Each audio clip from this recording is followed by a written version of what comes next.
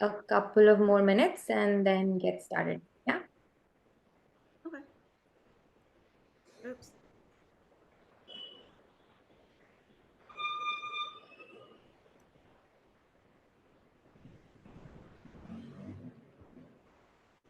All right. Hi, everyone. I'm Vaishnavi from Bookee. So excited to have all of you here. Welcome to day one of the Facebook Ads Bootcamp. And maybe while we're waiting for the others to join in, grab a cup of coffee, get comfortable. Time, just use the chat and let me know where you're joining today. Let's get to know each other a little.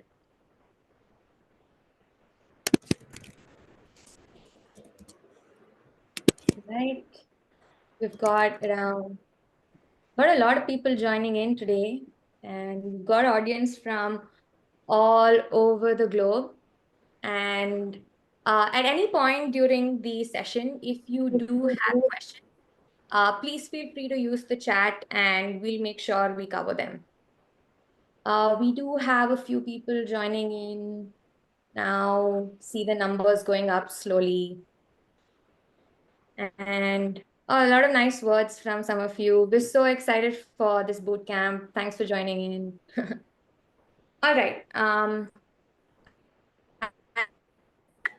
guess we have enough people here. They'll just tune in a couple of minutes.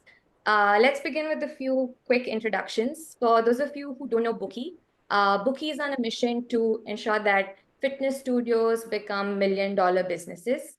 And to do this, we think you need two key elements. One is great automations, which Bookee has, and two is access to open and free knowledge, which is exactly why we're here at the bootcamp today. And we're so thrilled to kick off this first bootcamp with all of you here. And I'm even more excited to introduce our expert speakers for today, Angela Edwards and Erin Bernard. Feel free to use the reactions to give them a warm welcome. Um, they're gonna have like a great content lined up for you, and this is going to be such an informative webinar for you all. Just a bit of background. Angela and Erin have run multiple studios in Atlanta for over 20 years, and they come with a decade of experience in Facebook, or now Meta ads.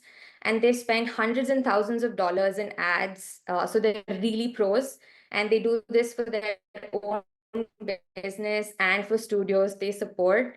So you're really in good hands today, and you've got like a great boot camp, which will have you all set for making the best meta ad out there. And I'm really excited to hand this over to Angela and Erin to take this bootcamp forward. I'm sure the audience is waiting to hear from both of you. So Angela and Erin, over to you.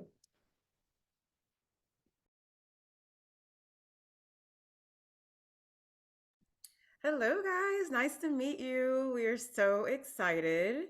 And we want to thank Bookee for also letting us just share our expertise on things. So Erin's just going to go over briefly just about us, and then we're going to get right into it. So, Erin. Oh, I need to share Yeah. my Oh, I got to share my screen, my bad. all right, you guys. And I promise I know how to use Zoom. All of a sudden, I don't know how to unmute. Okay. Awesome. All right. So, as you guys know, we are Angela and Aaron, and we are the owners of Teas in Atlanta, the Sky Bar, Dream Girls Lara, along with a few other companies that we have. We're also the owners of the Marketing Babes. And we're super excited to be working with you guys here. Just to give you a quick overview of ourselves, we're not going to talk too much about ourselves, but we've been open since 2006. We're the third pole studio to open up in the country. We do have 3 studios here in Atlanta that we currently do own, operate, and still teach in. So that's exciting. That includes a party facility that is 7,000 square feet. We have an aerial silks and aerial yoga studio that's about 1,200 square feet. We also have an aerial silk studio that's 5,500 square feet. Yep, Andrew, you can go on to the next one. Oh, okay. And Yeah. and we also do. I added boudoir photography because we always forget that we're boudoir photographers as well. So we got into that in 2012. We do a lot of things. So we also have over 40 employees. That includes 2 full-time managers. We do about 40 to 60 private parties a month, hence the party facility. We've been featured on various shows, including CNN, Bravo, VH1 type things. We also teach less than 5 to 8 classes a week between me and Angela because we do a lot of hours working on the business instead of working in the business. And, I think it's important to let you guys know that we've been paying ourselves full time for over 12 years. So we've been busy, but we've been doing a lot of these things with our Facebook ads. So we're excited to talk about that with you guys today. So we want to get started here, and we want to talk about the first thing we want to talk about is the difference between an interruption ad and a search ad. Okay. Because we hear that a lot of people say, Facebook ads just don't work for them. And we want to talk about why that may be the case, why your ads may not be working. So first of all, a search ad, it is different from an interruption ad in the sense of, so a search ad. We have Joe. Joe has woken up and he has a leak in his roof. Joe needs a roof repair company immediately. So Joe is going to go on Google. He's going to search roof repair companies. He's going to compare prices. He's going to make a decision. He's going to get something booked, and he's going to get things going. Okay. That is a search ad. An interruption ad is introducing a thought or concept into somebody's mind. Okay, so um, think about how you're scrolling on Instagram, just relaxing for the night or whatever, and you have a random ad pop up onto your feed, and you're like, oh, okay, I never thought about fresh baked cookies from Tiff's. That is an interruption ad versus you are Googling or you're going to search for something in particular. Okay. And so I think the difference is that people are confusing Google clientele with Facebook clientele. Okay. So your Google clientele is going to be your high intent clients. Those are people who are looking for something very particular. They made their mind up. You don't have to convince them. They need something. They have a problem and they need a solution to fix it and they're searching for it. Whereas your interruption ad is you're introducing a thought concept or your business to a client or to a person. And so you have to continue to nurture them. It's a whole different sales process. Excuse me, it's a whole different sales process when you're doing interruption ads versus your search ads. So you just want to think about it like this. People who are going on Google, they've already got their mind made up. They already know what they want. They already know what they need. They're going to find it and they're going to book something. Whereas your interruption ad is you're trying to educate them on what you do. You're trying to persuade them to come and spend money with you, to buy your offer. It's a whole different process. So I just want to make sure that we go over the differences between that. Yes, Mhm. awesome. Really quick, Priya, are we recording? I sent a request to record. Yeah, so we're recording already on the cloud, and I've already given you the permission to record locally as well. Okay, sorry. I just wanted to make sure I didn't want to get like a whole hour in and be Yeah, like, sure. oh, did we hit record? Because so many people are Fair enough. asking. Yeah. And then Aaron, can you watch the chat? I was doing that while you were talking. Yes. Okay, so now we're gonna go on to, and you guys, we're just giving like a little background just to kind of go over because we do have to get into a little bit of marketing to understand Facebook ads better, so then you leave less frustrated, and that's a big thing of why we wanted to do this today, so people don't leave frustrated. If you have a better understanding of how marketing works, then that's going to cause you to be more open to trying ads, especially if you've done them before and they didn't work. So next thing we're going to get into is cold audiences versus warm audiences. Okay. So cold audiences are people who have no clue about you. Absolutely nothing. They don't even know you exist. Okay.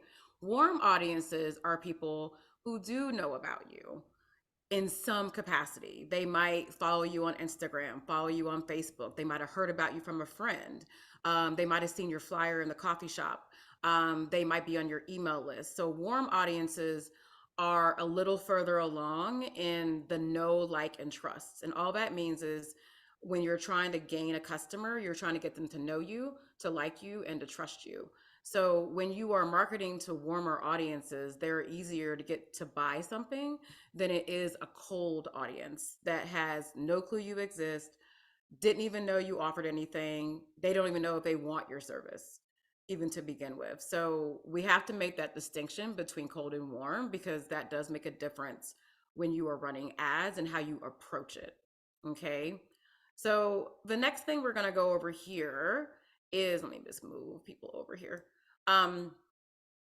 is the customer journey with ads. So let's say, for example, I always like to use New York City as a perfect example of this.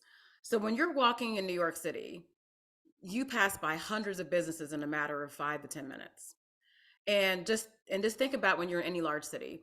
When you're walking down, you see all these different stores and you're like, oh, that's cute, but you keep walking. That's exactly what scrolling is on your Facebook. They'll see little ads and stuff. They're like, oh, that's cute. And they keep scrolling. But then something or someone is going to notice something like, ooh, I like that. And then they take the next step to learn more about it. And then if they like what they see on the ad, they'll take the next step to do whatever it is you want them to do. So that's kind of how Facebook ads work. So you're window shopping like you're in New York City, and then you click the ad and you're like, okay, and you read more about it. Now you might lose some people here because they might be like, oh, that's not what I want to do. Okay. Then they might take the next step, which is become a lead. And we're going to go over lead generation ads today. And they fill out the form. And then you get them into the studio and then you convert them to a customer. Okay. So this is called, if you're not familiar, a sales funnel. So you always have to have the top of your sales funnel always full of lots of people and lots of eyes. This isn't specific to Facebook ads, but even for your business as a whole. If you don't have a lot of people's eyes on your business, whether it's Facebook ads, Google ads, signage, um, email list, Instagram, Facebook, YouTube, Pinterest, all these things add to people having eyes on your business. The more you have, the more you have a chance of getting more customers. If you're only getting 1 or 2 calls a month about your business, that means that your what we call top of funnel is not full. That means that you're not adequately advertising and people don't even know about you to even get customers into your business. So let's put this back to Facebook land. Let's go back to numbers. So 20,000 people see your ad, okay? And then let's say 100 click it. So let's stop there. A lot of people are like, oh my God, 20,000 people saw my ad and I only got 100. That's actually really good. That's actually really good for any business. That doesn't matter whether it's fitness, restaurants, anything. You're only going to get about 10% of people who are actually going to click on your ad, which is why you have to show it to a lot of people. Because don't forget what Aaron just said earlier. These people, you're interrupting them. You're interrupting their social time and trying to get them to come into your business. So they're not high intent. So yes, you do have to show this to a lot of people before something sticks out and they're like, okay, I want to do this. Okay, so 20,000 people see the ad, 100 people click the ad, 30 will fill out the form, 15 will come to the studio, and 3 become a customer. And when you keep this going all the time, this is how you build your studio. This is how you get members or away. So Aaron and I are really big about, with our coaching clients, that you have to have a potpourri method of marketing. Okay. It can't just be just Facebook ads. It could be Facebook ads, Google ads, bridal shows, community fairs, signage, like localing with or partnering with local businesses. There's all types of ways to market. But in this instance, this is the way that you use Facebook ads to get people into your studio. Okay. So now we're going to move on to the next thing. So we wanted to go over just briefly what it means to do the big picture of the Facebook ad strategy. And so Aaron and I have spent quite a few years in Facebook masterminds, meaning people who spend billions of dollars on ads through Facebook. And we had to go mingle with them because our ads started to tank. Um, 2021, Aaron, I think is when when iOS 14, if everybody remembers this, this is where now when you go to your phone and it says, do you want to be tracked? Do you want to allow cookies? Now you can opt out. Everybody used to get tracked automatically. That is no longer the case. So once that happened, Facebook lost the ability to track everybody, especially on Apple phones. Okay. So that's if you did see your ads working in 2020, 19, 18, all of a sudden they stopped working. That was why. You're not imagining it. That's what happened. And so now everybody had to reshift, including Facebook. And that's why we're going over instant forms today, because that is a way to keep the tracking on Facebook versus when people leave, that's when it can get sketchy. So, but we wanted to go over the big picture of Facebook ad strategy. And we go over this. Do not get overwhelmed with this. This does take time, but to get the most effective uh, ads to be profitable for you, these things have to be in place. Okay. So, number one, you have to discover your client avatar. Who are you actually speaking to? It can't just be, for fitness studios, it is predominantly women. It can't just be women between the ages of 20 to 50. That's very superficial level. It has to be a little more specific. So I'll use our avatar for an example. So because we are pole and aerial studio, we are female only. And so I am looking for women between the ages of 28 to 55. They are college educated. Or they love structure. They like the A to Z structure, which usually what people who went to college like an A, B, C, D, E structure type of class. We specifically want women who do not like to work out. Everybody that comes to our studio does not like traditional fitness. So we make sure that we say that. So I hope everybody sees how we're getting really specific on who we're talking about. We're not just saying women between the ages of 25 and 60, or if your clientele might be, maybe you're looking to work with pregnant women. That's a very specific market. So we have to get more clear about who we're speaking to, because then your language in your ad, which we get into tomorrow, will resonate with the right people. It will resonate with the right people. And that's so important because you want to eliminate people who you don't want to deal with, who you're not a good fit for. Okay. So when you go to write your ad copy, you'll be able to write it in a way that speaks to the target market that you want in your studio. Okay. The next thing is you have to be a thought leader for your industry, meaning, and that's through education, through your website, your Instagram, your Facebook. Like, for example, you can write blog posts, you can have educational videos on how to do a downward dog correctly. On your Instagram, you can show about how your program is beginner friendly. You can show testimonials. You have to be the go-to person. So Facebook ads is a perfect way to be your local celebrity. That is the whole point of Facebook ads. You want to be a local celebrity for your industry. And so that's what a thought leader means. It means you are being the authority figure. And every time people think about whatever you do, they think of you because they see you in the Facebook feed all the time talking about these things. The next thing is you want to create your own ecosystem, meaning you need to have a website, possibly a YouTube, Instagram, Facebook. You're partnered up with a lot of the news channels in your local area. Like we have a great relationship with a lot of news people in Atlanta that we've built up over the years. Just things of that way. So that way, when people go to your website and then they go to your Instagram and then they go to your Facebook and they go back to your website and then they go to your blog and then they see you on YouTube, then they see you on Groupon, then they see you here, they see you there. Like you're creating your own fame. Okay. And so that's what creating your own ecosystem means. It's just creating all of these circles of things that they come back to you and they're always seeing different angles of how you present things. Okay. The next thing is you want to craft a clever offer. So you need to have a great offer to offer on Facebook ads. So what we will tell you what will not work, so you know immediately, is trying to sell a 12-month membership off Facebook. That is never, ever going to happen.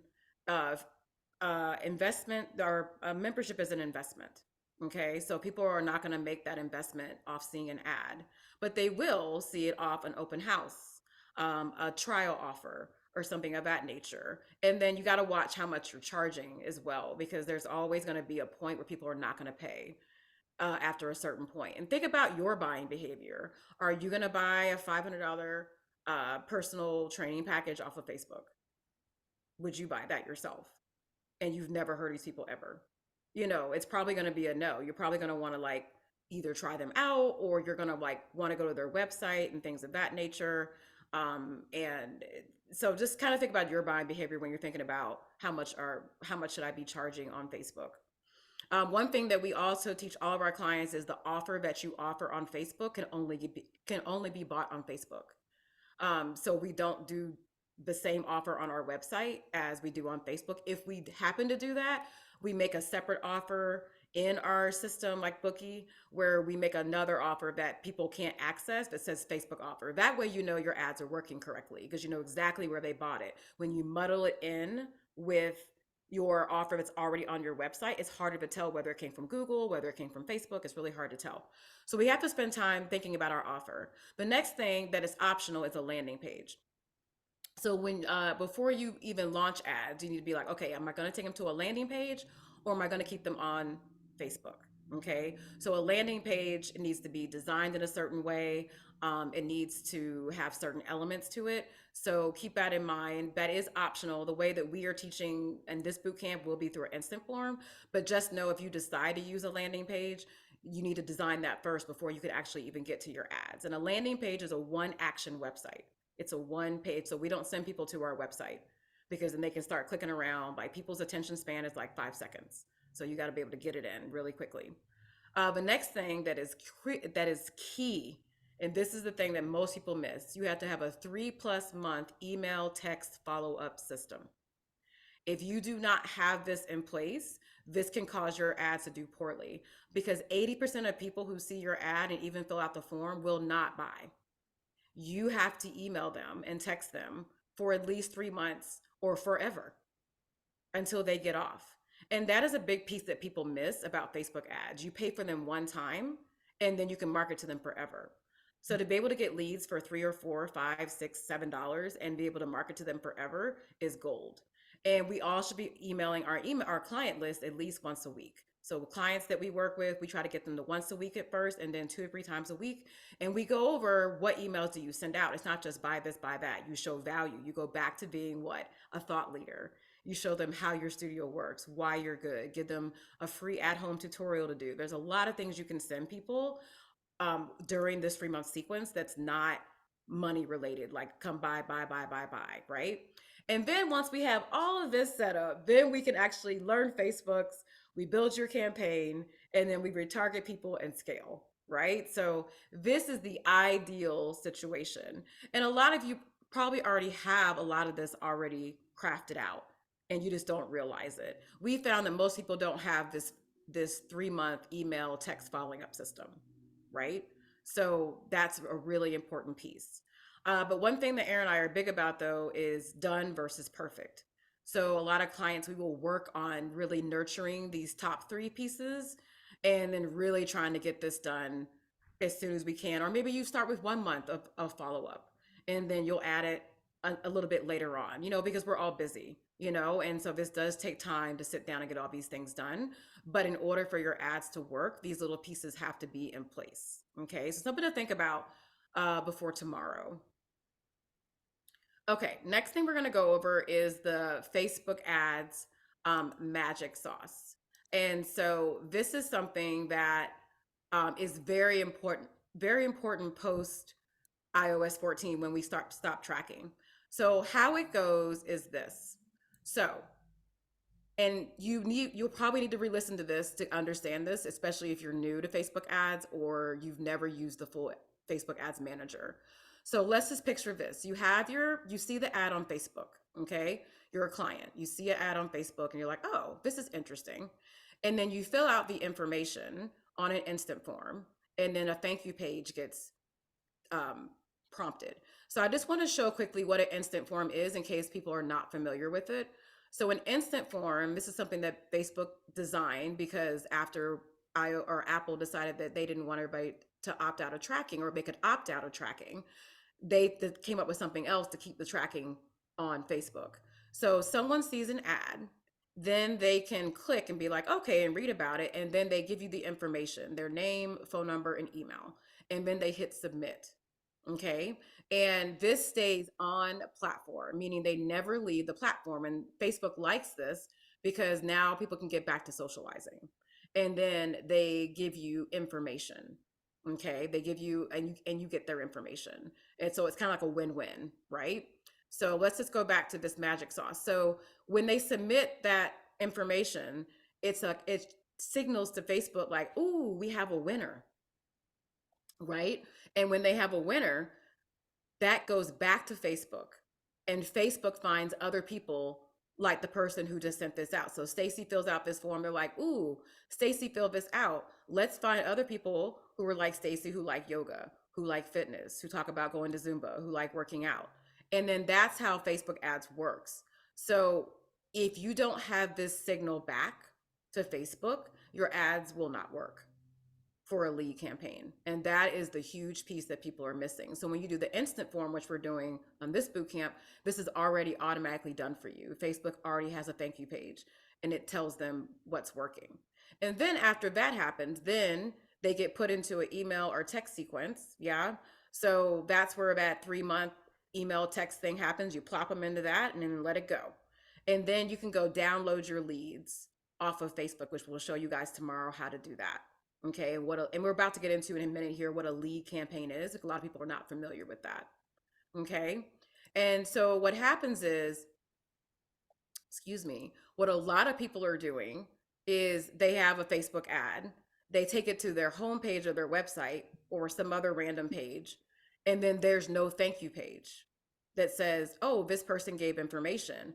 So you have no way, Facebook has no clue that your ad is working because there's nothing like collecting their information. Like, say you have an offer for like yoga, like $40 intro offer for 30 days, and somebody buys that. If you don't have your, what they call in Facebook land, conversion tracking set up, meaning a thank you page that says, thank you for your purchase, and you don't have the data on that thank you page that goes back to this, then Facebook has no clue that your ad is working.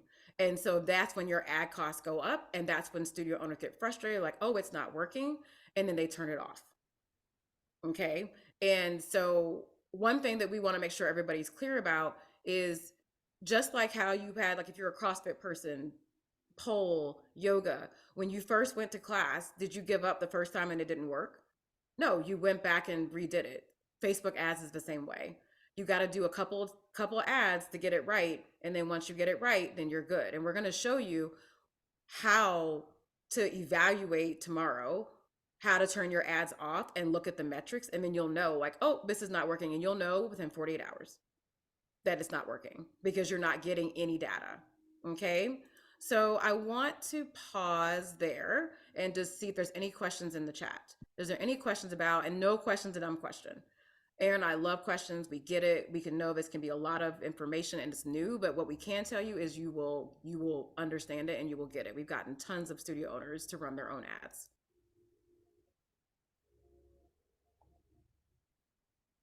Yep. Let's see. Orion asks, oh, hold on. How would this translate? I lost you. How would this translate if you're an online business and not brick and mortar in real life location? So I responded, as long as you have your strategy in place, as long as you have your strategy in place and your pixel in place, which we're going to talk about here shortly, the offer is an offer. You just it's going to work. It's translatable. Excuse me. Yeah. And And then will we discuss budgets? Yes. Yes, we will go over budgets tomorrow, but just a quick and dirty answer, you have to do at least $10 a day. We used to be able to do $5 before 2018. That no longer works, unfortunately. The pricing has gone up. Don't forget, guys, that Facebook is a pay to play platform now. So unfortunately, that's the rules of the games, and we have to play it. Audience size. Or for your audience size, is that 3 million, are you in New York City? Do you mean an online audience size, or do you mean a local business? We'll have to see if that's going to be 3 million is a lot unless you're like in New York City or something. But if you're talking about local, usually like you can keep it at 100,000, 200,000. When we're doing local ads, we have to keep it very, very specific. We don't want to market to everybody, that people who won't drive to us. Jeremy asked if there's specific ad formats that work. We do go over that tomorrow about which ads work, and simplicity is the name of the game with ads. You don't want a lot of words and QR codes and all that stuff on it. How do you link the thank you page back to Facebook? We're doing instant forums. I'm sorry if I'm saying your name wrong, Orion.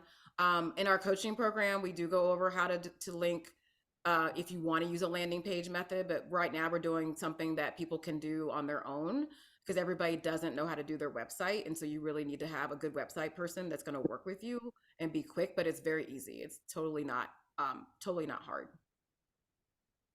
And then, Aurea, at what point do you shut off ads? I think we're going to talk about it tomorrow with metrics, right, Angela? We do go over that tomorrow with metrics. Yeah. Once you know your metrics, you'll know exactly when to turn them off. You're going to be looking at click-through rate and cost per result is what we look at. And once we know what that is, then we cut it off. And you can tell because you won't be getting any leads. Then nothing's going to come through. Would you say that Google ads should be a priority over Facebook ads? Since it's people searching for that. We believe that you should do a combination of both. Because the thing about Facebook ads that's good, and these are great questions, guys, is because when you're a new business, nobody knows about you. So Facebook is a great way to get people to know that you are here and that you exist. And then, not to mention, it takes a minute to come up organically on Google. That can take 6 months to a year. So we don't have time to wait 6 months to a year to be able to show up and to be able to do that and to get 200, 300 reviews on Google. And there's definitely free ways to optimize your Google that's really good, that can help get you up faster in the Google, like when you see the businesses that pop up. Like, for example, the Titanic exhibition is here in Atlanta. I would have never, I'm not going to Google about the Titanic exhibition in Atlanta. The only reason why I knew is because they have a Facebook ad running right now that has over 300 comments. So we call that billboarding your business. So you got to let people know that you're here. And Facebook is a great way to do that. Google can be a very slow boil. And then if you do Google ads, you got to pay to play.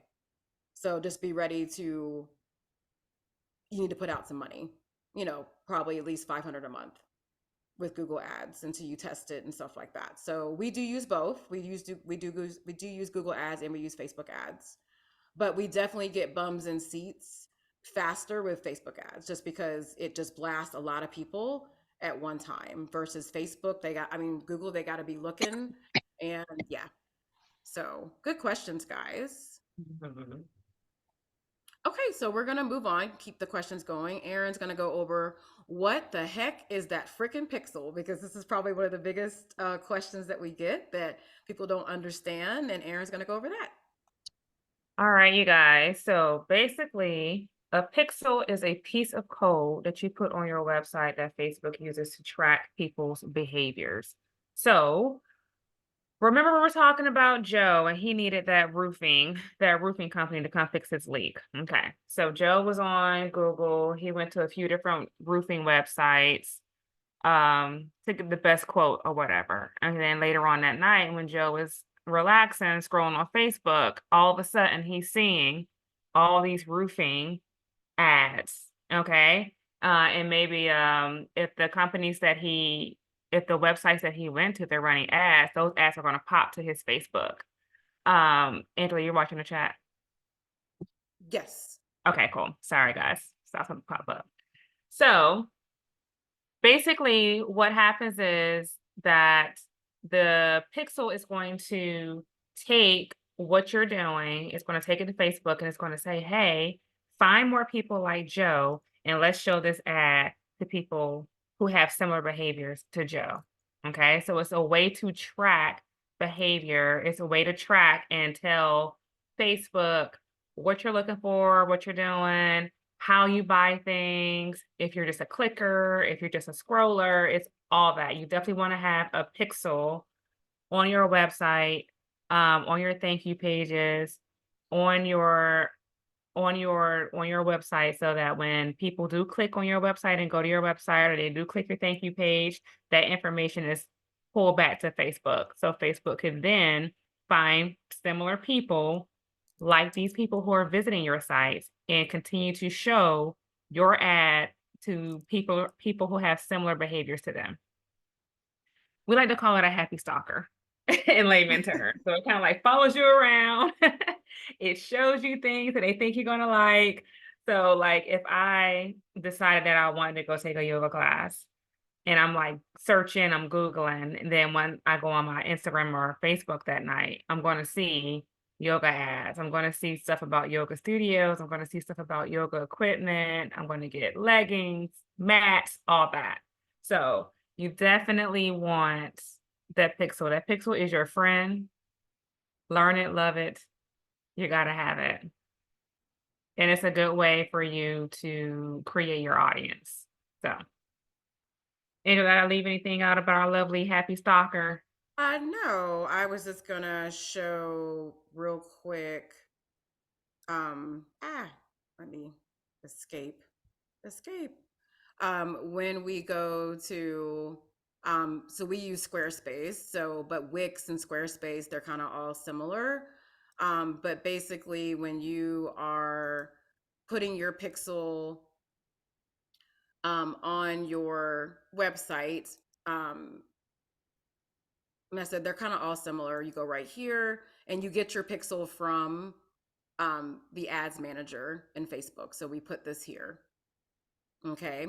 So it's that number right there. And then it pixels all of your pages of your whole website.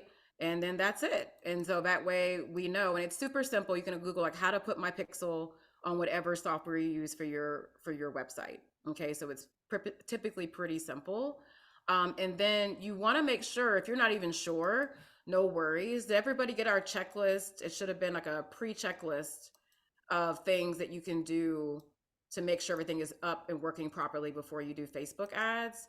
So it's called the Pixel Helper, and it's a free Chrome extension.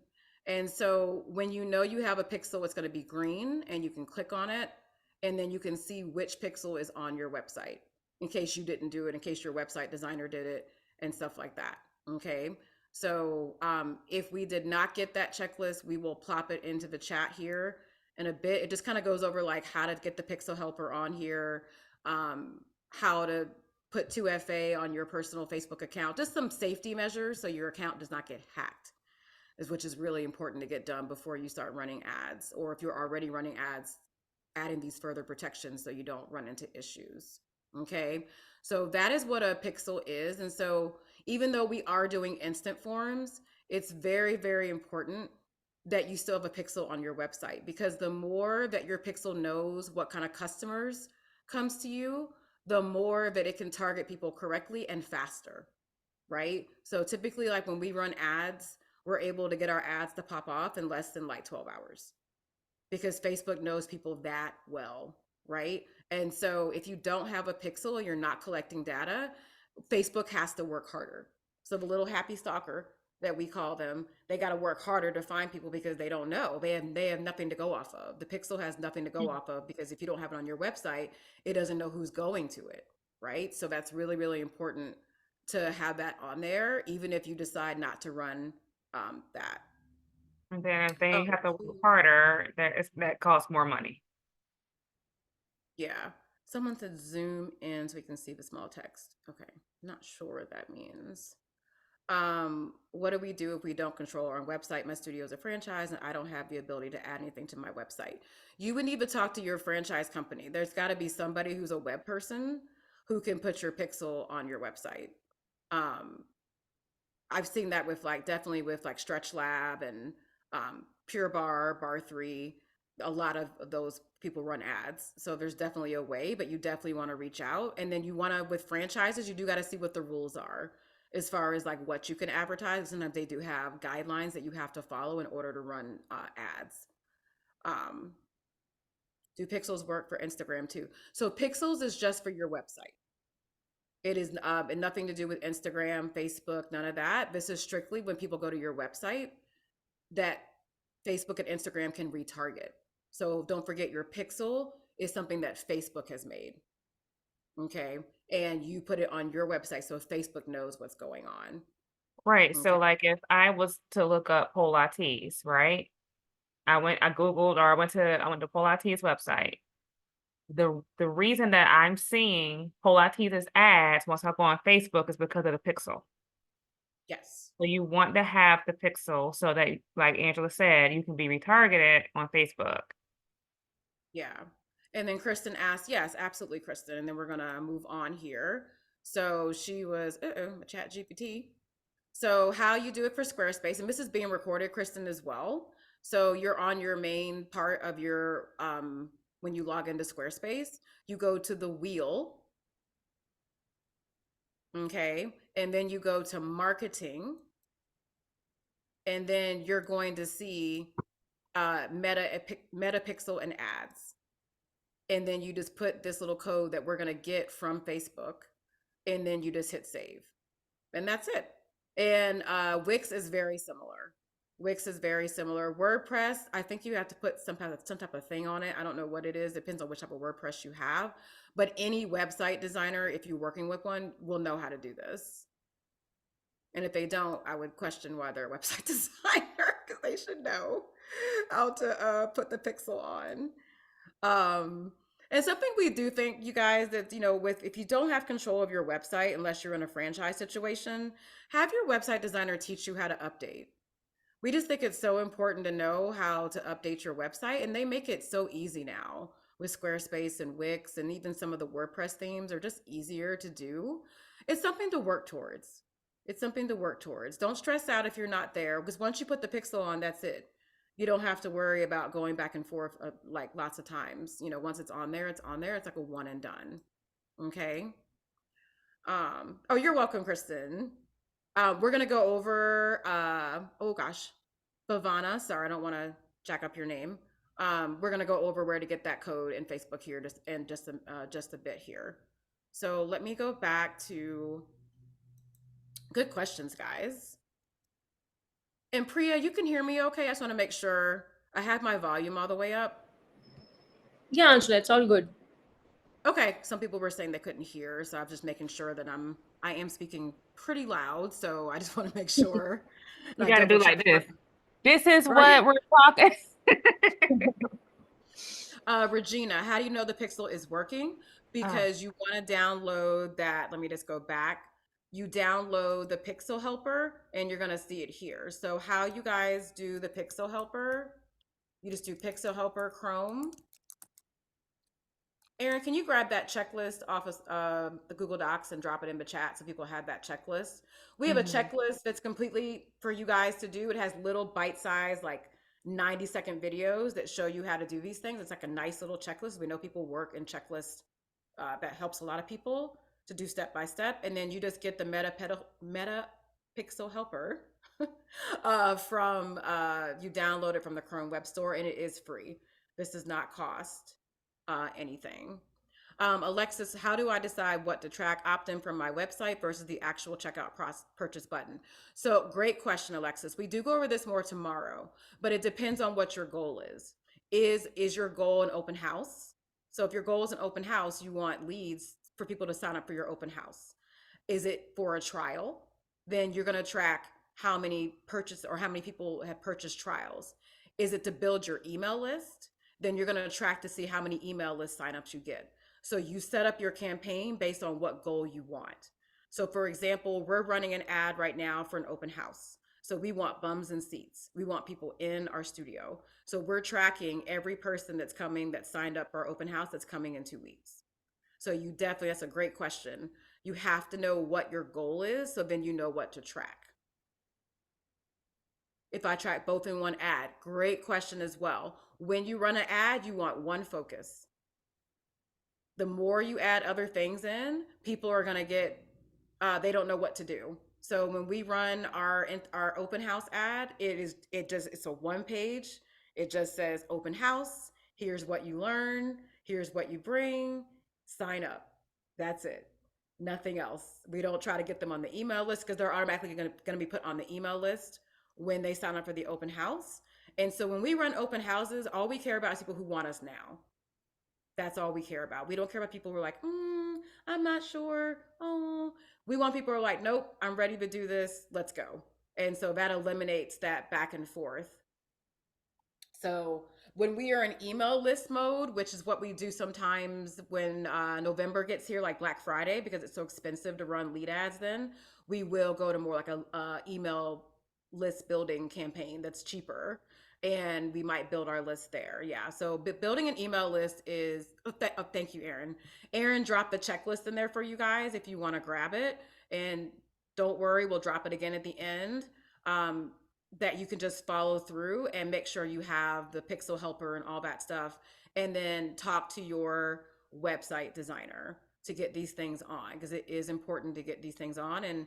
And really, we just hope everybody has a good website designer that they're working with, because they can be a pain in the royal booty sometimes. Which is why Aaron and I do our own website, because we started doing our own website in 2012. We just couldn't do it anymore, and then we didn't feel like paying $200-$300 a month. Well, we like waiting. We don't like waiting. Yeah. The happy medium is to get them to teach you how to do it. Yeah. If you already have it, that's the best way to do it. And you don't have to worry about it. Okay, guys, great questions. So we're going to move on now to Facebook Business Suite versus Facebook Business Manager. So this is a big one. So a lot of people are running ads on their personal Facebook account, and you have to stop doing that. The top reason why is because if your account gets hacked or restricted, your whole Facebook is gone. Your whole personal Facebook is gone. So you have to create a business account. And we do that in Business Suite and Business Manager. Okay. So I am going to go to Facebook Business Suite and Business Manager. Oh, but before I do, let me go over just the differences.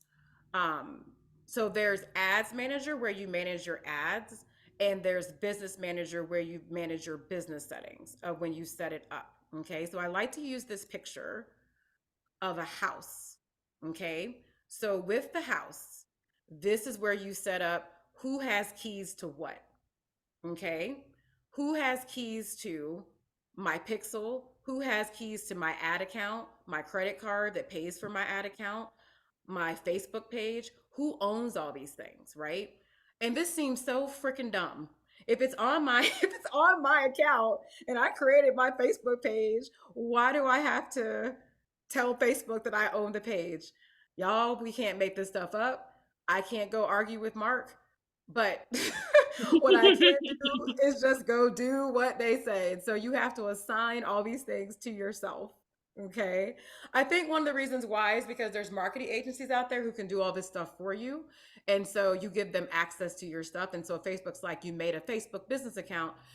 We need to know what goes into this account, so we know who to build to and who owns everything. Right. So I know that seems backwards. Like, if I made the Facebook page, why do I need to tell Facebook that I need to manage the ads for it? But that's just the way they have it set up. Okay. Aaron, let me know if there's any questions that pop up. Yep, I'm watching it. Pause. So, okay. So I'm going to go out of our presentation here, and I'm going to pull up Facebook. Okay. And I'm going to go, so you would go to business.facebook.com, and then you're going to select your account. So I'm just going to go back to our business account. We're going to walk you guys through how to do this. Now, if you are someone who is time pressed, meaning that you are not able to, if this is like just too much and you want to, sorry, of course they're going to make you do the code thing. Hold on. Well, just remember, you guys, we are recording these things, and you'll be able to go back through all this also. Yeah. And then the good thing about setting up your account, you only have to do it one time and then you're done. Okay. So when you're in your business, and you go to business.facebook.com. So that's right here. It's going to ask you to select which business, and then it's going to bring you to this page. Okay. And there is a business suite, and I'm going to show that. And you know what? Let me show business suite now because people tend to go here versus the other one. So this is business suite. Okay. And so this is not where we want to be. I know that might be confusing. Facebook is trying to combine the two together, but they just haven't finished combining them. And so now there's two places, and it was really confusing. This confused the hell out of Aaron and I in the beginning. We're like, what is this freaking mess? So we're here to get the mess figured out for you. So think of Business Suite as just a place if you want to schedule all your posts for Instagram and Facebook and all that stuff. That's what you use for Business Suite. Okay. They haven't put every control over here yet. So that's why you can't do everything. So when you need to get to the actual business manager, you do have to go here. And then let's see, hopefully they didn't move it because sometimes they move things around. Where did they move it to? Oopsie. That's not what I want to go to. I think you go to settings and then it'll take you where you need to go. Okay. But we'll probably have to do it. Like, I have to see where they moved it because they moved it again, Aaron. And they look, and what's confusing is they look really similar, which is really annoying. But there really is, but it does go into um, it doesn't have every little thing that you need. I think it's right here, business manager. So this is business suite. And then you need to get to business manager, which looks like this. Okay, so it looks a little bit different. Everybody see the difference between the two? They look a little bit different. And unfortunately, sometimes you have to use both. But we found when you use business manager and not business portfolio, business suite. Everybody see that? Business suite. And then when you go to here, it's meta business settings. So the screen looks a little bit different. Okay. Angela, can you enlarge your screen to 125? Yes, I can. And just so you guys know, you do need to be on a desktop when you're doing ads manager. You cannot do ads from your phone at all. I know some of you guys are listening and that's fine, but we're just saying that you can't do ads. You're not going to be able to, I think it's going back a little bit slow. Let's see. Did it get bigger? It might be lagging.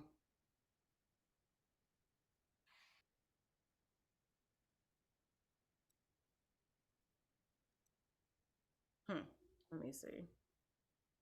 Oh, let's see. Plus. Okay, there we go. There we go. Thank you. Okay, you're welcome.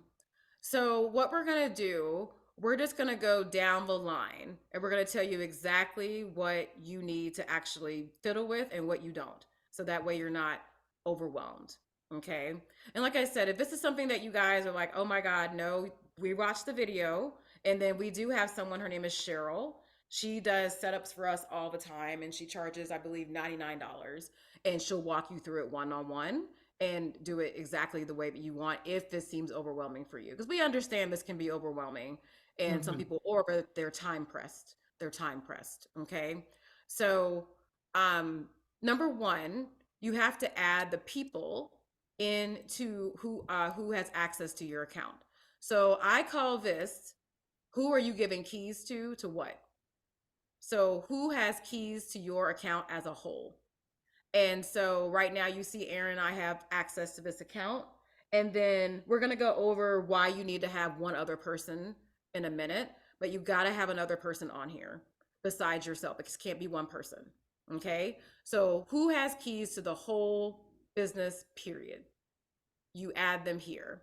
And how you add them, let me, you know what? I'm going to have to come out just for a second because the button's not showing. I'll go back in a minute, guys. This one won't show.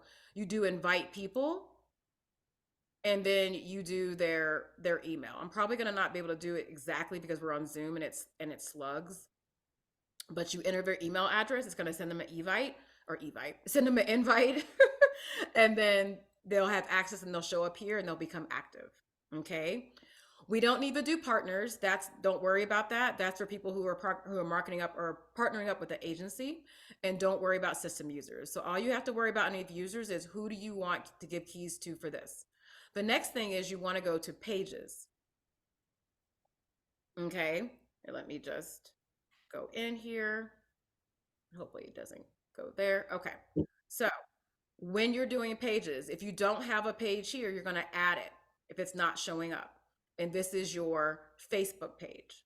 And then, so you got to give yourself the page, and then you have to assign the person who has keys to that page. Okay, so we're giving out keys. Who has the keys to this Facebook page? Okay, next thing, an ad account. So you have to create an ad account to pay for your ads. Okay. And so now we have to say who is allowed to have access to this ad account.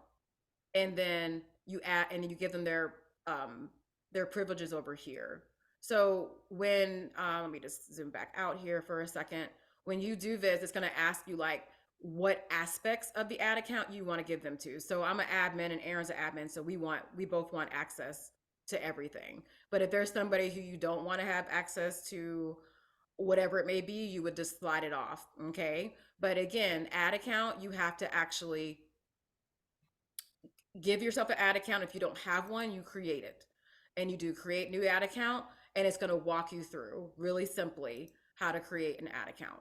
You put the name, you want to put your business name, you want to make sure you put the right time zone because you can never change it again after you have the one there. And then it'll just walk you through a few steps, and that's it. It's really simple. Okay, really simple. And then partners right here, again, that's for marketing agencies. Don't worry about that. If you're not with a marketing agency, that does not apply when you're doing your own ads. Okay. Um, Yes. Sorry. Sydney is asking, could you show one more time how to get to Meta business settings? I'm on Facebook and see Meta, but can't get to business settings specifically. I'm stuck in the section that says campaigns. Okay, she's probably an ads manager. Oh, So, let's see. Can have her can you screenshot that and send it over to support@marketingbabes.com real quick? So we can actually see where you're at. If it says campaigns, that probably whoopsie, what did I just go to? That probably means that you are an ads manager.facebook.com where we're in business settings. So when you go to, I'm gonna pull up my ads manager really quickly to see if this is where you're at. Let me get to my ads manager. it's to the right. To the right. Yeah, they keep moving stuff. Woo! Gotta love it. Facebook loves to move stuff. So if you're an ads manager, so you can tell everyone because you're an adsmanager.facebook.com, that's where we manage all of our campaigns, which is a different section of the house. But if you're here, you're going to go to the hamburger bun, Mhm. and then you're going to go to, hold on. Sorry, it's going slow, guys. It should be, hold on. Come out of here.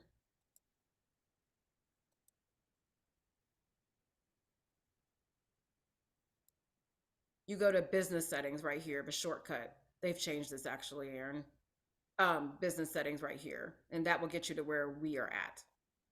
Okay, so right now, does that help, Sydney? Is that where was that where you were at? Where you were at campaigns? She said yes, thank you. That's where she was at. Okay, were you able to get to business settings?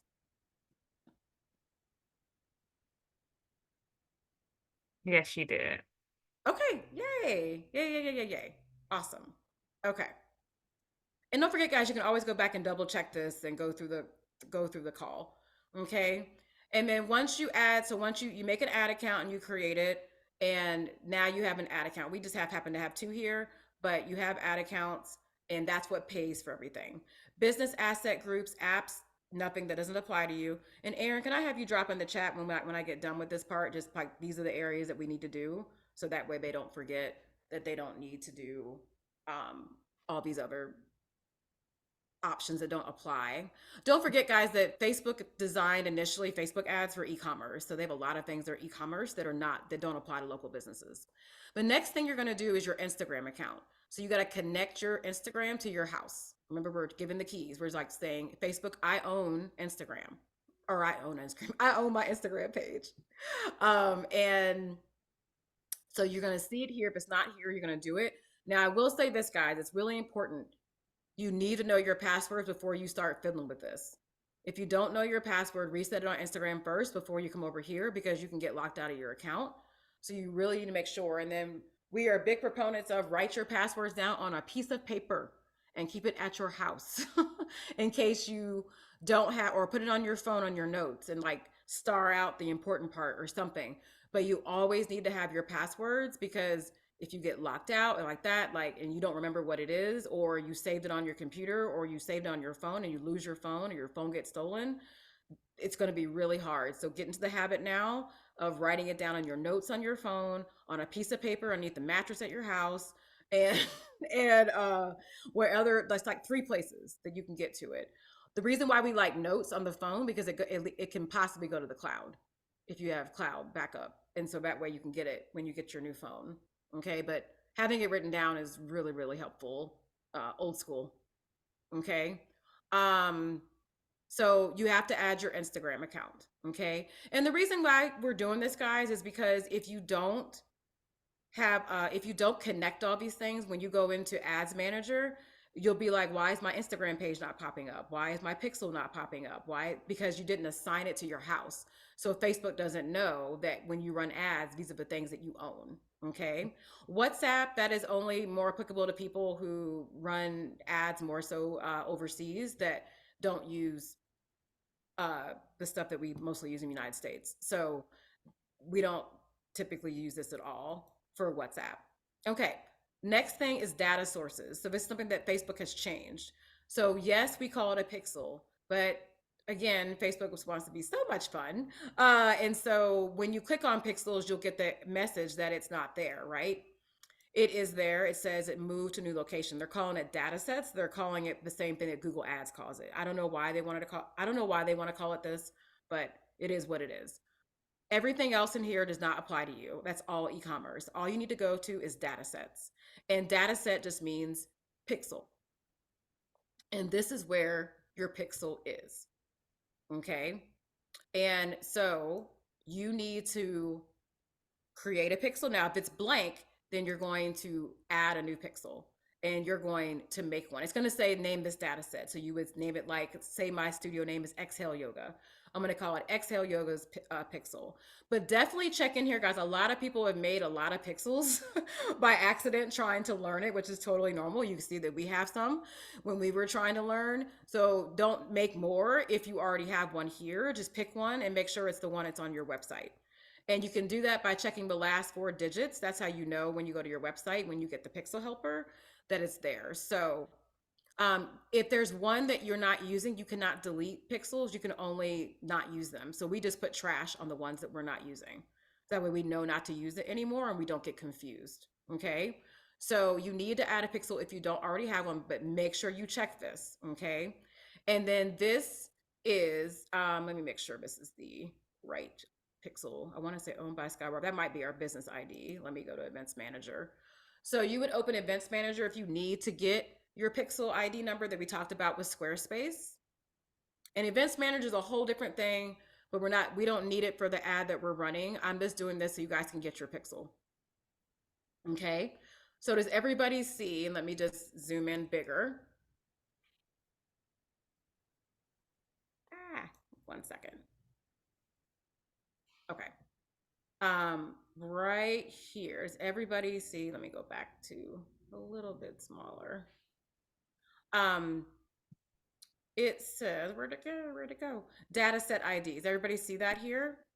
That is the one that you put on your Squarespace or Wix site if it asks for the Metapixel ID number. Okay, so how I got there is, if you already have one, you click the one that you're going to use and make sure you rename this. If you have 4 or 5 of them, pick one and put trash on the other ones. And then all you do is go to Events Manager and you open it up, and then it opens this page, and then it's going to show you you're already here. And then, oh, isn't that nice how it just kind of went slow? And it says data set ID. Okay. And that's all you have to worry about to get that on your website. But guys, even if you don't do that by tomorrow, don't stress. You can still run ads through Instant Forms, what we're going to show you, without your pixel. We're just saying these are best practices. Okay. These are best practices. Okay, Okay. we do have a few questions here. Gotcha. And we're Let's, almost done with this part. Yeah. where are we at? What settings would you recommend if someone is helping you with your post only? So you just kind of have like an assistant helping you do your post, Regina. Is that what you're saying? Yeah. You would do Business Suite. So let me go back to Business Suite. Where did it go? Wait, you know what? 1 second. Let me go back to. Ah, it was the business.facebook.com. So you want to go to the business. Let me go right here. Business Suite. It'll say Business Portfolio, Business Suite. This is where you can assign people who just help with making posts.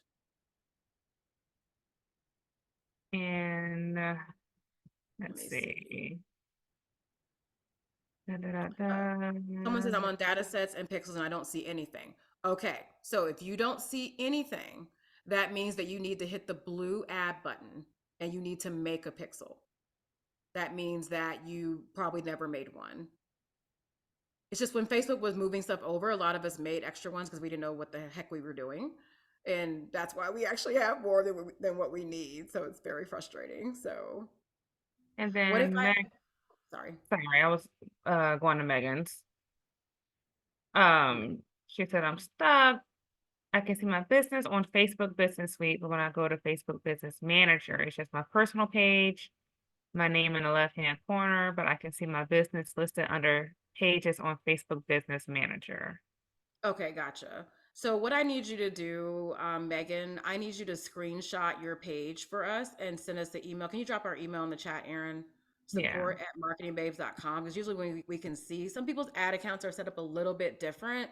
And another issue is if you ran ads on Instagram, Facebook automatically makes a pseudo business page for you. And then that needs to be, and so if you send us an email, then we can send you a video on just how to get out of that because that can be confusing if you run ads. Megan, can you tell us if you run ads on Instagram before but not Facebook?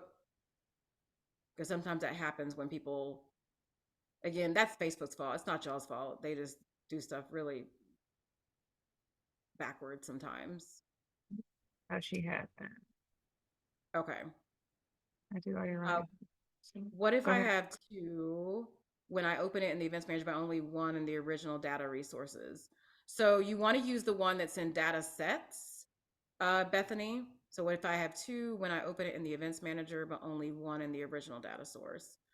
You should go to data sets, and then you want to pick which when you open data sets. If you're saying there's two, you got to decide which one you're using. So I would number one get the pixel helper and make sure that you don't already have your pixel on your website and see which one's already on there. Because if you already have one on your website, you want to use that one because it already has all the data. We don't want to put a new pixel on the website if you've already had one that's already been collecting data for years. So make sure you don't already have one on there before you decide to put trash on the other one. And then does it matter what I name it? It asks so it asks when you do a new one if you want pixel or pixel and conversions API. We just want the pixel. API is a conversion API is a different thing. And doesn't matter what you use, name it. Yeah, you just want to make sure you know what it looks like, or you just want to. I would put like your studio name, like if it was like Excel or Exhale Yoga Studio, I would put Exhale Yoga Studio Pixel. That way, I just know what it is. Mm-hmm. So when you go back in here, and if anything happens, you know which one you're using. Good job, guys, on getting in there and Making it happen. yes, awesome. I do already run ads, but I don't have a pixel. Okay. And that's okay, guys. Some people do run ads. Like we can do instant forms, like we're going over tomorrow. Your ads can still do well because you don't need a pixel technically. We're just saying that when you have your pixel set up, your ads can work even better. It can work even better than not having it on there. But if you don't have it on there, that will not stop you from running ads for what we're teaching tomorrow, which is an instant form. So that's a better, like, remember Aaron and I, we always say it's better to be done than perfect. We can still fix the pixel. We have time to get that going. Okay, Megan said I have not run Facebook ads.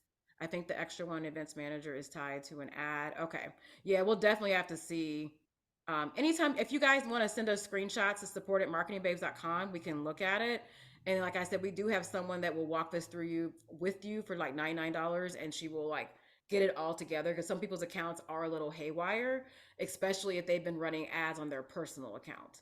That can be a problem, and you can get restricted and all kind of stuff. So we want to stop that soon because we don't want things to happen. When I go into Squarespace under marketing, there is not an option for metapixels. Make sure you go to settings. Um, I'm gonna come back to you, Kristen. Make sure you go to settings first. Let me see if I already have this pulled up. Yeah, make sure you go to the wheel first. And I'm on Squarespace 7.0, but I think it's the same for either one though. Are you on Squarespace 7.1 or 7.0? And then you go to marketing in here. So it will Found it. not be, she found it. Yeah. Okay, gotcha. Yeah, it's not, it used to be under marketing right here and they moved it. I don't know who these people hire. We're moving Keep stuff. moving stuff. I'm like, that makes so much more sense to leave it in marketing. It used to be here, but now you have to go to the wheel You should take it and go over. here. What'd you say? She said you should take it over. We've already told them this. Aaron and I are very vocal with software developers. Sometimes I'm like, why are y'all moving stuff around? Does this work on promoting an event or should it be an ad itself only? Like, okay, great question. And we get into this tomorrow, guys. We do not boost post. Boosting posts do not work at all anymore. It's like throwing money at the wall.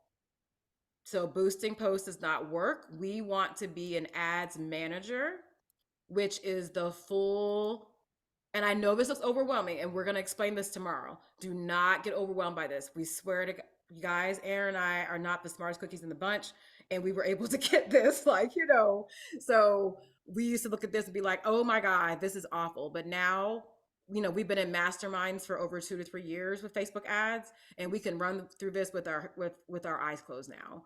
It just looks overwhelming. It looks like you're going back to college, but you're not. It's going to be okay.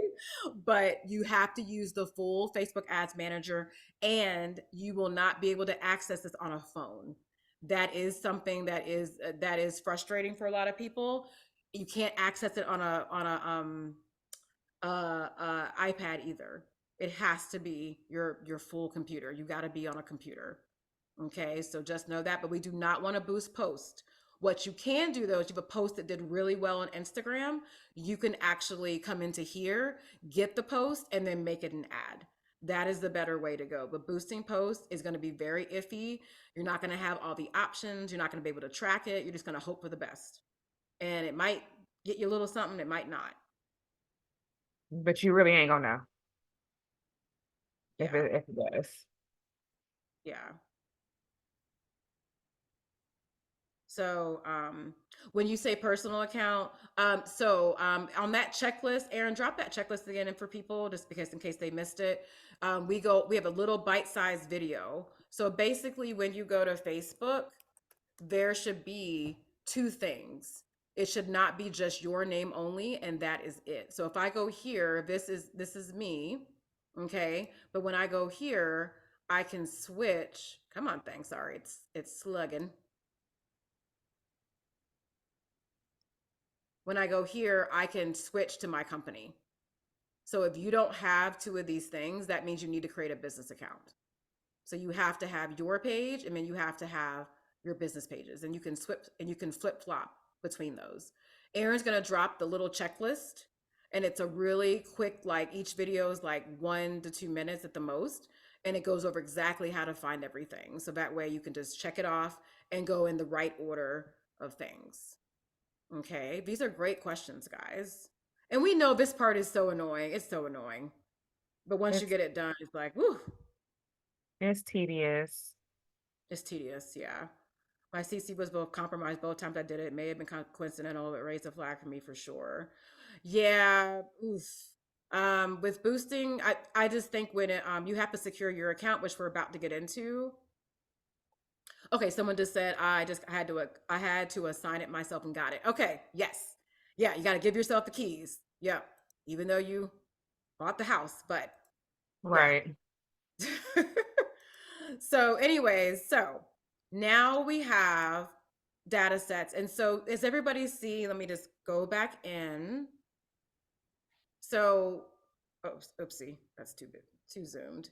Now we have connected assets. So this is the one of the ones where we're going to have to not only assign keys, but now we have to tell it, um, excuse me, who has. Let me go on the right pixel. Who actually owns the pixel, or who actually gets the pixel, who has the keys, and then which ad account has access to the pixel, because the pixel makes you money. Okay, so you have to. So anytime you see connected assets, that just means which ad account pays for this stuff. So all you have to do is just go in here and add your ad account. And that's to make sure, like someone just said, oh, it didn't show up because I didn't assign it to myself, or I didn't connect it to my ad account. So this is one that you have to connect your ad account to it. Also, the Instagram account is also another one where you have to uh, what do you call it? Connect and say who owns these things, which ad account owns this Instagram account. Okay. And we're going to do a recap here in just 1 second. And then the last things, we're at the last thing. So you guys can skip all these other things. And then what you're going to do is go to business information. Okay. And then you can fill this out. We don't need to do meta verify. Don't worry about that. That's still in testing, and it can cause your account to be put on hold for a while. So as of right now, you do not need to do that to run ads. So don't even waste time on that very lengthy process. You want to put, if it's not already here, you want to put your email. Now, make sure it's an email that you have access to, okay? Because it's going to ask you to verify the email, okay? And this is important. You don't want to turn on two-factor authentication like you saw earlier in the presentation where it said like, oh, we're going to text you a code. Don't turn this on until you verified this. Do not turn this on until you verify this, because if you turn this on and you try to do this and you're not, and you don't know, if you don't have access to this email, you're not going to be able to get to it. So do your email first. It's going to ask you to verify the email. And this is important too. Have the email account up in the same window that you have your Facebook. So right now I'm in Chrome. I would pull up my email. Like, so I'm in Yahoo. I would pull this up, and then the message is going to come through, and then I'm going to verify it. You cannot verify it from your phone. It goes into this endless loop that doesn't work. You have to be on your desktop in the same window as you are with your Facebook. Okay. Be mindful, if you have a Gmail account, it's going to be in your social folder. Just so everybody's aware. That's how Gmail puts it. So you're not going crazy looking for it. Okay. And then that's it. You have your two-factor authentication. Then you can turn this on once you verified it. And then, and that's it. And you want to just go back and add another person to your account once you've done everything that has full access. Now, you guys, when you add another person, it needs to be someone that you trust. So that might not be an employee. It probably needs to be a spouse or a best friend. Hope for the best, but they unfortunately, some people have gotten real nasty with when things go south, and people will lock you out of your account and take privileges away from you. So pick your person wisely. But you need to have somebody extra here, because if for some reason your account gets hacked, somebody else has access to your ad account, and you don't have to stop running ads. And then you can work on getting your account back. Okay. And everybody should know this. If you get any messages via like in your thing that says your ad account's about to be taken down because you're in violation. Do not click any of those things. Okay. If your Facebook ad account or your account is down, when you go to log in, you're not gonna be able to get in. That's how you know. So don't click on any emails. Do not do anything that caused you to put your password back in or something like that, because that's someone trying to get your password. So um, just make sure that whatever person that you actually assign, that you trust them and they're not going to pull a fast one on you if they get mad or angry with you or the business. Okay. Aaron and I have a blood pact. I know where you live. Oh goodness. Like, give me my pixel back. Give me my Facebook. Right. So that's it, guys, for this. And this is probably the most annoying setup, but once you get it done, you're done. Okay. I mean, your account is safe. So just to recap, you're gonna give keys to someone who's gonna have access to the full account like you do. You are going to assign your Facebook page to yourself, give you your keys to yourself. You're gonna make an ad account if you already have one, and give yourself access to your ad account and the other person. You're going to go to Instagram and you're going to make sure you have your password before you come into this part, because you don't want to get locked out. You want to make sure your page is showing up here and you assign it to yourself. And then you got to tell it which ad account pays for it. The reason that is because remember, Instagram, Aaron and I are older. Instagram was we used to be owned by somebody else before Facebook bought it.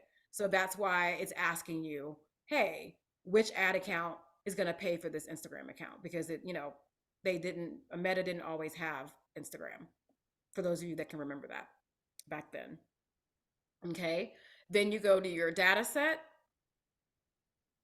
and then if you don't already have one here, create one. If you already have it, make sure that you're assigned to it and that your ad account is assigned to it. Okay. And then you just go to business information, and then you just fill out this, make sure that it's verified, make sure that the window pops up, that you verify and you're in the same window. Remember, this will not work on your phone. If you try to verify it from your phone, it's just going to go into this endless loop and say, I can't find the page. I can't find the page. It's really annoying. And that's it. That is it. I know that can seem like a lot, guys, but it can be done.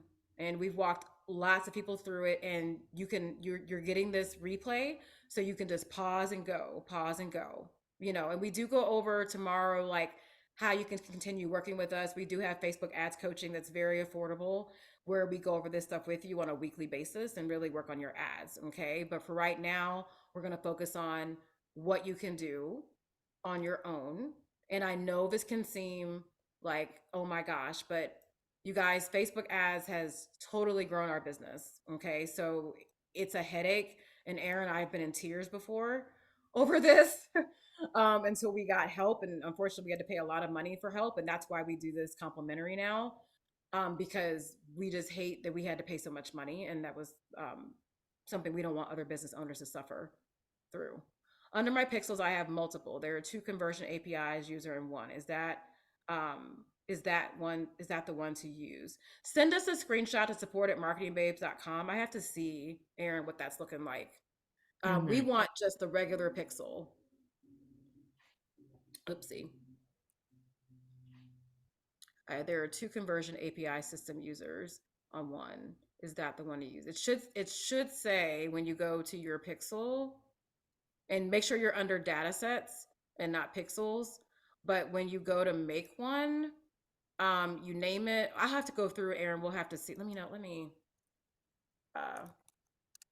test pixel.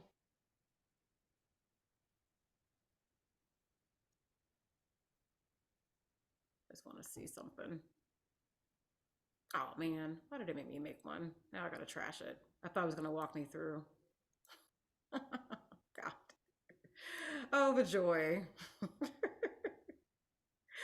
Okay. Well, it should just be Pixel, and that should be it. Our account's been up for a while. So send us a screenshot so we can see. Where is this? Now we gotta name it trash. I know. Oh, there it goes. Yeah, now remind me to go back and rename my Aaron to trash. Yeah. Yeah. I have to see about that conversion API thing.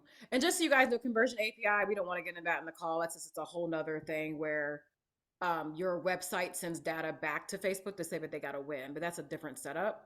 And we don't need that for what we're doing tomorrow because that does get into a little more tech, but we're not doing that today. Let's see. So she's been hacked before. She couldn't. She's been hacked before and can't use her account for 3 months until Facebook was able to help. Facebook walked me through fixing it. Not sure if that may be the compromised pixel. I don't think the pixel can get compromised, but you can always make a new one. And then, Tina, are you able to access your full ads manager and your Facebook again?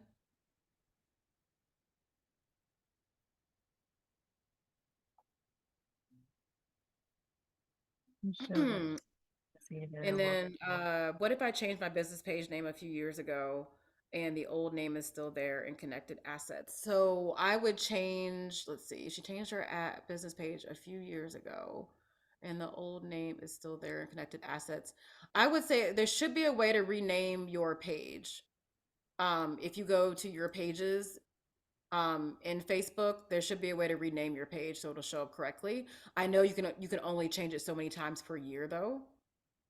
So you can only change it so many times. Unfortunately, my franchisor has blocked most of the functions. Okay, Renee, can you tell us which franchisor that is, please, if you don't mind, or you can private message us in that thing if you don't want to, if for some reason there's a confidentiality thing again. Oh, you have 6 pixels now, Tina? Okay. So we're gonna pick one, but just make sure you go to your website first and make sure that there's not a pixel already on there before you trash the rest of them. Remember, after this call, go download the Pixel Helper and see if you already have a pixel on there and compare those last 4 numbers, right? We said like when you see your pixel, there's gonna be a number. We just do like the last 4, like 8723, right? So just see like which pixel is on there so you know. Okay, guys, so we're gonna get to our last little part today, and then we're gonna go and then Bookie's gonna have a few announcements, and then we are gonna give you guys a bonus today for something that you guys can work on. This is even if you're not planning to run ads or things of that nature. It's gonna really help you talk to your customer better. So let me go back to the presentation. And you guys try not to be overwhelmed with this part. I know like if we can get through it, we feel like everybody can get through it. So just know that, guys. And we're very supportive, and we've gotten so many people successful with ads, and we've gotten through that part. I will say, if you have no account, it's going to be a breeze. Yeah. It's when you don't have when you've already had an existing account, especially from like 2012 or 2010. It's just and like we said, we have someone who will get any accounts hacked, restricted accounts. She will fix it. She's pretty good.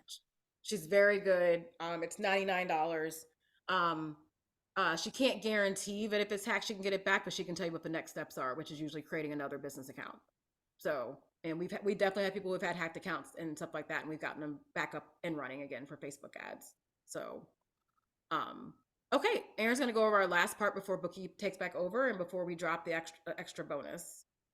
All right. So I'm glad that Pushpa said, do these campaign objectives actually make a difference when creating your ads? Do these campaign objectives actually make a difference to the ad placement by Facebook? Okay, let's talk about that. All right. So Facebook puts people in buckets based on their behaviors, okay? Meaning they put people who just like to scroll in a bucket, people who like to click on ads, talk on ads, like, share in the bucket, people who like to give their information, people who like to purchase things. They put all those people in buckets, okay? And then what they do with that is that they distribute these particular ads based off people's behaviors. So we're just going to go into briefly on what each objective means and, why you will want to choose an objective over another. Okay, so first things first, simplest thing to remember is that it goes from cheapest to most expensive, okay, to run an ad. So basically, your awareness ad is going to be your least expensive, and your sales ad is going to be your most expensive. Okay. And real The quick, real quick, Aaron, I just want to make sure Mhm. everybody knows too that you can only access these objectives in the full Facebook Ads Manager. When you go to Boost, you do not get these options. And that is probably where 80 to 90% of people do their ads wrong and they never get to see these. So they don't even know these exist. And you will never know they exist if you don't go to Ads Manager. So just want to make sure that people like so if you try to go boost a post, you're not going to see any of these options. Yeah, Angela, can you drop that email again in the chat? I sure can. Yeah, I mean, she said she missed it, but we can never drop it enough. I mean, she said she Oh sees it yeah. now, but, we'll drop it. Okay, Yeah, we don't mind. It doesn't bother us. yeah. Okay, you guys, so I want you to think of the awareness ad as a billboard ad, okay? So it's basically like, hey, my business is here, check me out, okay? So there's a billboard that we pass on 85 when we go into the studio. Little mouse, it's an exterminator billboard ad, and we pass it. We see it every day. On my way to work, I know for a fact if I ever need an exterminator, I'm going to use that billboard. I'm going to go with that company because I see that billboard and a little mouse. Okay, the little Northwest Pest Control Company. I'm calling because I've seen the billboard 100 times. That's who I want to go with. Okay.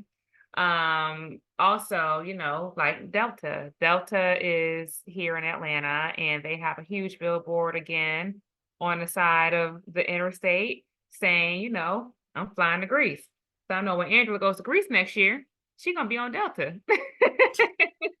She can't wait. Yeah. So you We just see it want to every day. yeah, see it every day. So you just want to think of your awareness ad as a billboard ad, okay?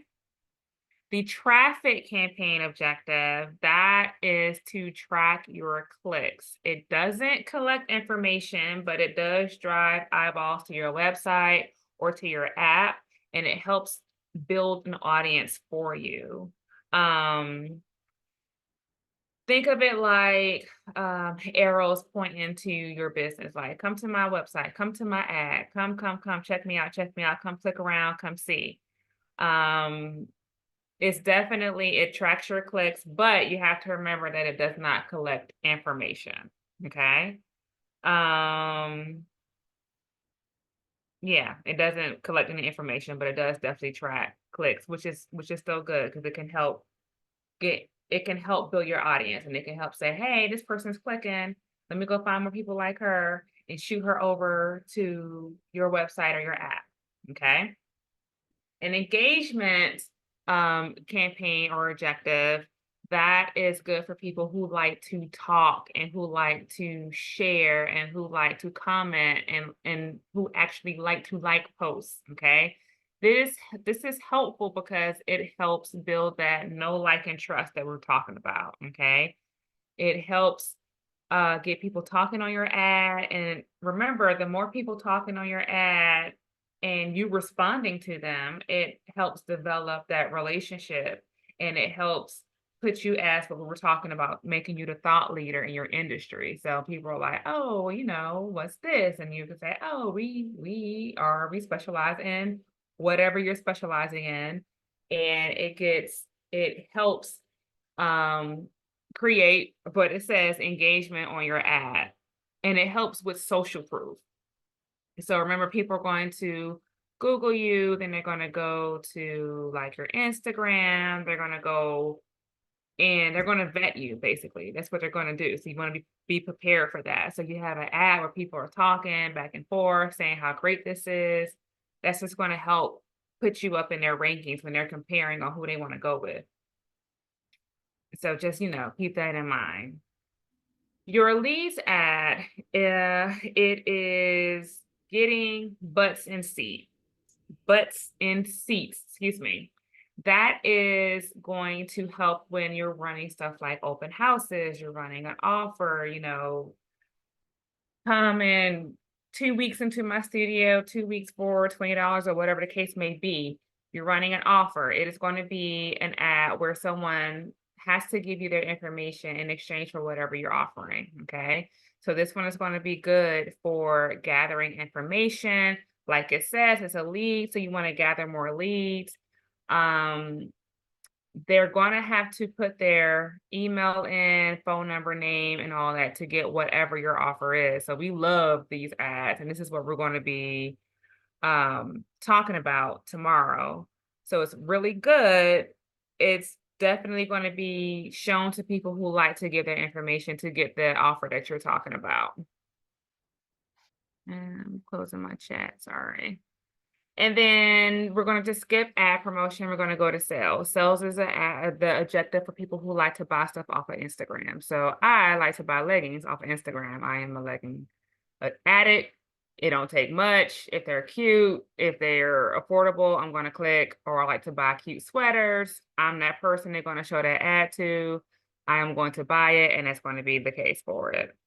But remember, when you're doing your ads, your campaign objectives, they go from cheapest to most expensive. Okay. So just keep that in mind when you are creating your ad and deciding on what your objective is going to be. Okay. So you don't want to necessarily run an ad for like an open house or maybe some sort of offer without getting their information because it's going to be less effective, if that makes sense. So it's definitely important for you to know what each objective does and what it means so you can make sure you're running the best ad, make sure you're running the proper ad with the best objective.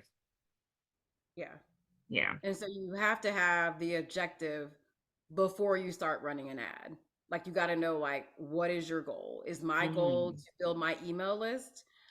Something that Alexis was saying, like a freebie download. So if I want someone to download something, that would be a leads campaign because they're going to have to give me information in order to get that freebie. So I would run a leads campaign. So Facebook will actually target people who like to do that type of thing.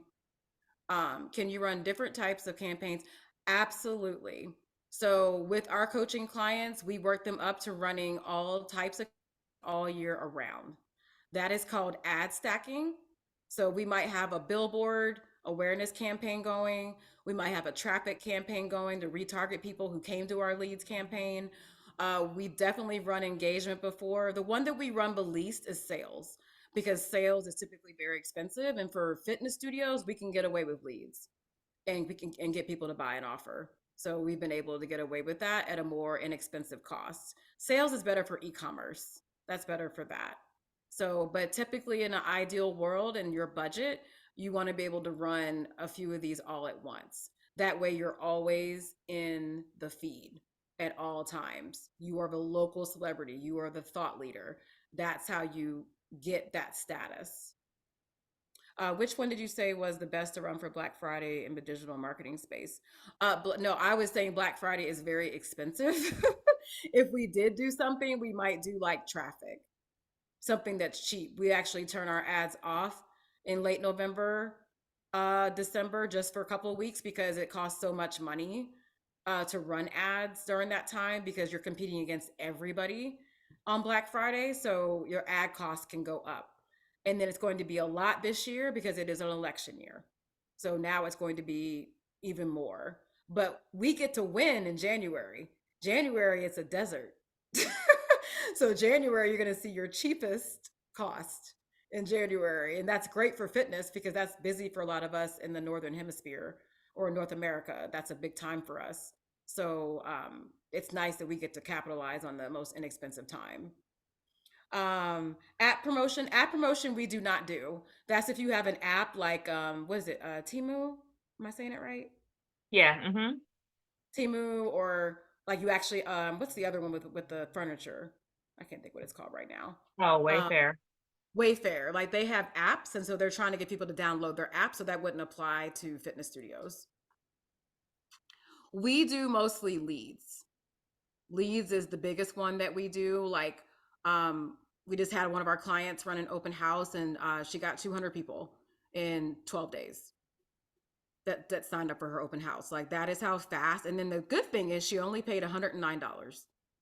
Correct. And then she turned the ad off. So half of those people will show up, because it was a free event, but she did get 15 new members this weekend off of her leads campaign. And these are our best ones to do and the best bang for your buck. These are the best bang for your buck, So somebody had said before we break, I don't see, my goals look different, Tina. So I'm just going to show real quick how come on thing. Hold on. I don't know why it won't escape sometimes. Yes, Pushpa, you can do leads for an online event. Yes. Yeah, they just have to get something. There needs Yeah. to be like a sign up or something where a thank you page gets triggered. So when you're in your ads manager, which we go over tomorrow, guys. So if you're just like, oh my God, I'm gonna need to stop, that's fine. You go to adsmanager.facebook.com and you can just keep this up like forever. And that way you don't have to keep going back and finding it. But when you go to create, Tina, you actually, it should pop up here. Or it might be something where it says like manual campaign or tailor campaign. You want to do manual campaign. Are you seeing that now? Yeah, she says got it. Okay, gotcha. Yeah, sometimes it's a little bit different based on people's ad accounts. We've been doing the manual, so it just pops up naturally. But when you're on a new account, it might say, do you want to do a tailored account, which we don't want to do, or do you want to do a manual campaign? And you want to click manual because we're going to be controlling everything. Yeah, good questions, guys.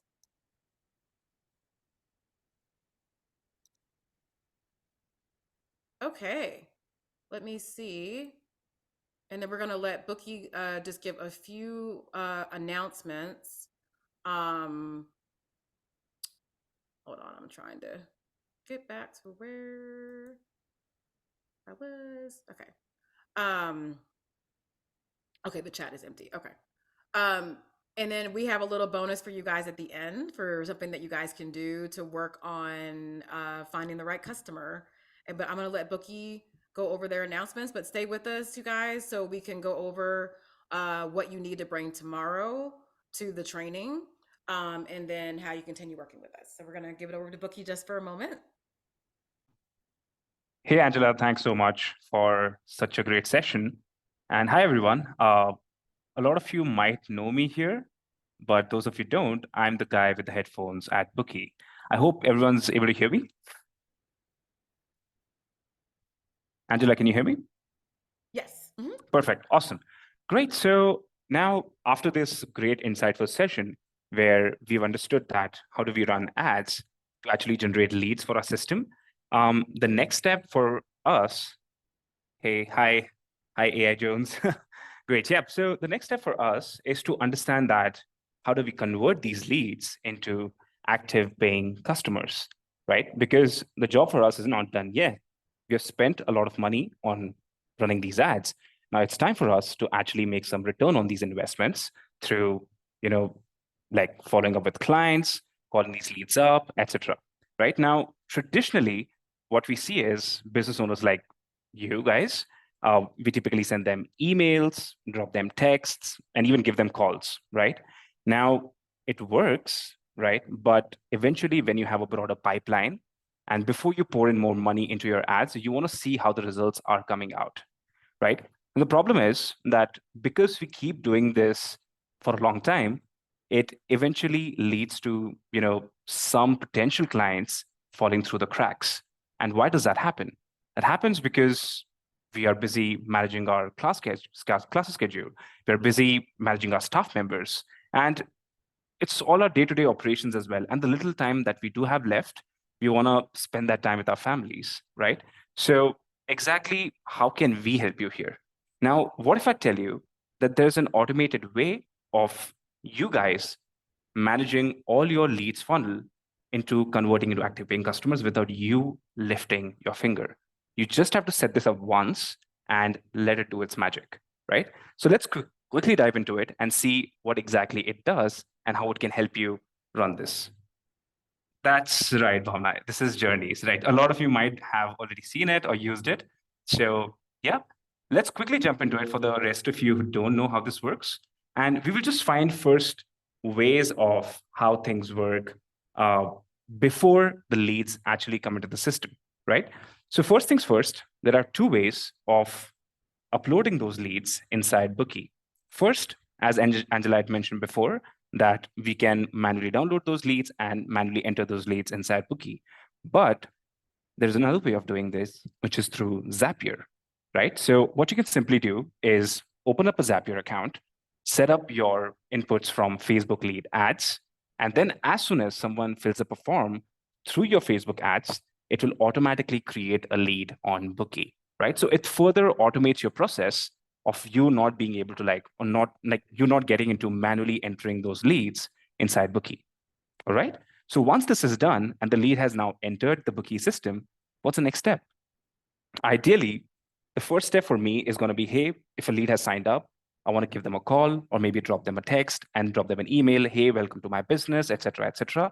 And then we want to send them our intro offers so that they can quickly purchase those, right? But typically, again, it does consume a lot of time. And even if you hire another person to do this for you, it's going to be super, super expensive, right? So a simple tool like this, where I can sign up and I can just put up an entry rule where every time a lead signs up with your website, through your app, through your Facebook forms, it just comes inside Bookee automatically, right? Once that is done, I can put up a wait for like a couple of hours and send them a simple text which says, welcome to Bamboo Studios, right? That's just my business name. It will be your business name ideally, right? And then we can drop them another wait for 6 hours and be like, hey, take a facility tour and meet our instructors and see what we have to offer here, right? Now, this is a thread that ends here because we don't want to further drill this down to dropping them a lot of nudges on marketing because it might annoy your clients as well, right? So typically, we're going to continue our journey here where first we drop them an email, welcome to Bamboo Studios. We'll wait for a day and be like, hey, here's an intro offer for you, right? Now, ideally, you would have to do this manually by waiting, following up with clients, and which is a lot of work, right? So let the system do the work for you. And then after a couple of days, we'll just check if someone has actually purchased an intro offer with you or not, right? If they have not, then it's time for us to just send them another nice email saying that, hey, you haven't purchased intro offer yet. What's stopping you, right? So what I'm going to do is I'm going to check this for 3 days, and then I'm going to drop them an email, hey, reminder for your intro offer. There's a surprise inside. It could be a free t-shirt. It could be a freebie, anything that you want to offer just to make sure that your clients are visiting your business, right? And then again, we'll wait for a couple of days more and then drop them another email. And we do not want to keep this too long as well. And we don't want to annoy our clients. So we'll keep this short, probably a 4 to 5 day follow-up and making sure that the clients are converting, right? Now, we all know that first touch points, most clients would not convert from the first touch points. So we have to keep following up. And instead of you doing that manually, Bookee will actually do that for you. All right. I hope this is something that was helpful for you guys. Any questions that you guys have so far on journeys? Anything specific that you want to know about this? Would love to take up questions. Let me open up the chat box to help understand the data when running ads.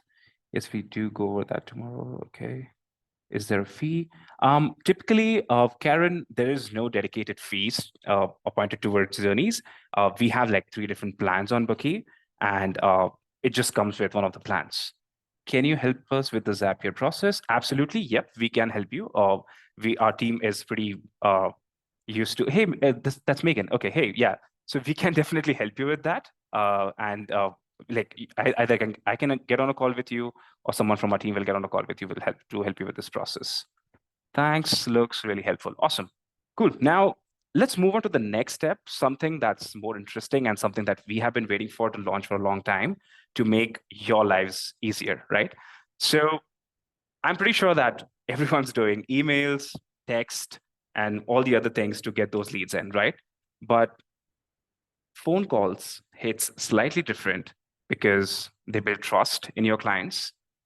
They actually improve your conversions faster because someone actually from your team is getting on a call with your clients as soon as they sign up, right?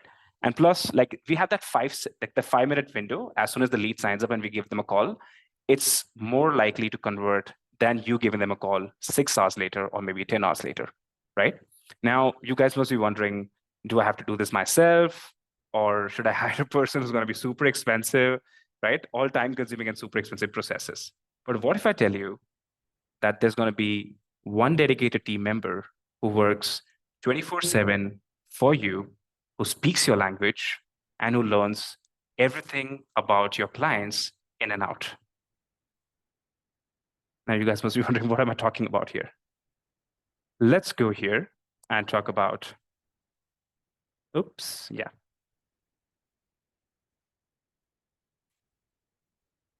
Let's talk about Bookee AI. So we have now launched an AI person who's going to be a part of your team, who's going to take sales phone calls for you, who's going to do your basic sales operations, your front desk jobs, all just like a human being, right? Now, before I jump into more features of the Bookee AI, I do want to like make you listen to one of the recording that we did for testing purposes, and you let me know what you think about this recording. So, Angela, could you just tell me if you are able to hear this or not? Hello, this is Jane from Poland Dance Studio. Awesome. Perfect. So I'm just gonna, yeah. Hello, this is Jane from Poland Dance Studios. How can I assist you today? Hi, Jane. I am at the location in Dunwoody, I believe, at 3126, but I don't see anybody here. I think there might be a mix-up. Our studios are in San Francisco, Oakland, Berkeley, Portland, and Santa Monica. We don't have one in Dunwoody. Which location were you looking for again? This one, because y'all had sent me a text asking about my class at Dunwoody. So I thought that y'all would have it. It's in Atlanta, Polar Team. Ah, gotcha. It looks like there was a mix-up. This is Pole Plus Dance Studios. You might be looking for another place. If you ever find yourself wanting a class in San Francisco, Oakland, Berkeley, Portland, or Santa Monica, though, let us know. All right, thank you. No problem. Take care and have a great day.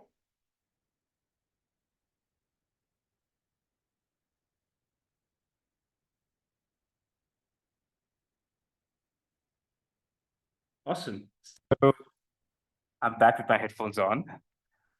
How was that recording? How humanly do you guys think it was? Like, give me a number on the percentage. Give me 2 of them, okay? Sure. uh, Great. Yeah, that's a great response. Thank you so much, guys. But yeah, and also I do want to let you guys know that this is a setup like a generative AI.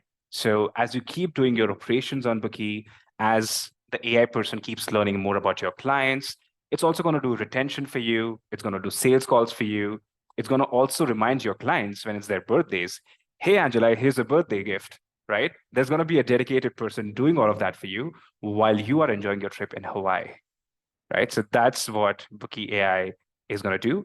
And you guys probably are going to be the first ones to actually use it because as per our research, there is no one in the industry who has launched something like this, right? And yeah, so that's about my session. I think, Angela, you can now take over. And if anyone of you have any questions, you can reach out to our team or you can drop us an email at support@bookieapp.com.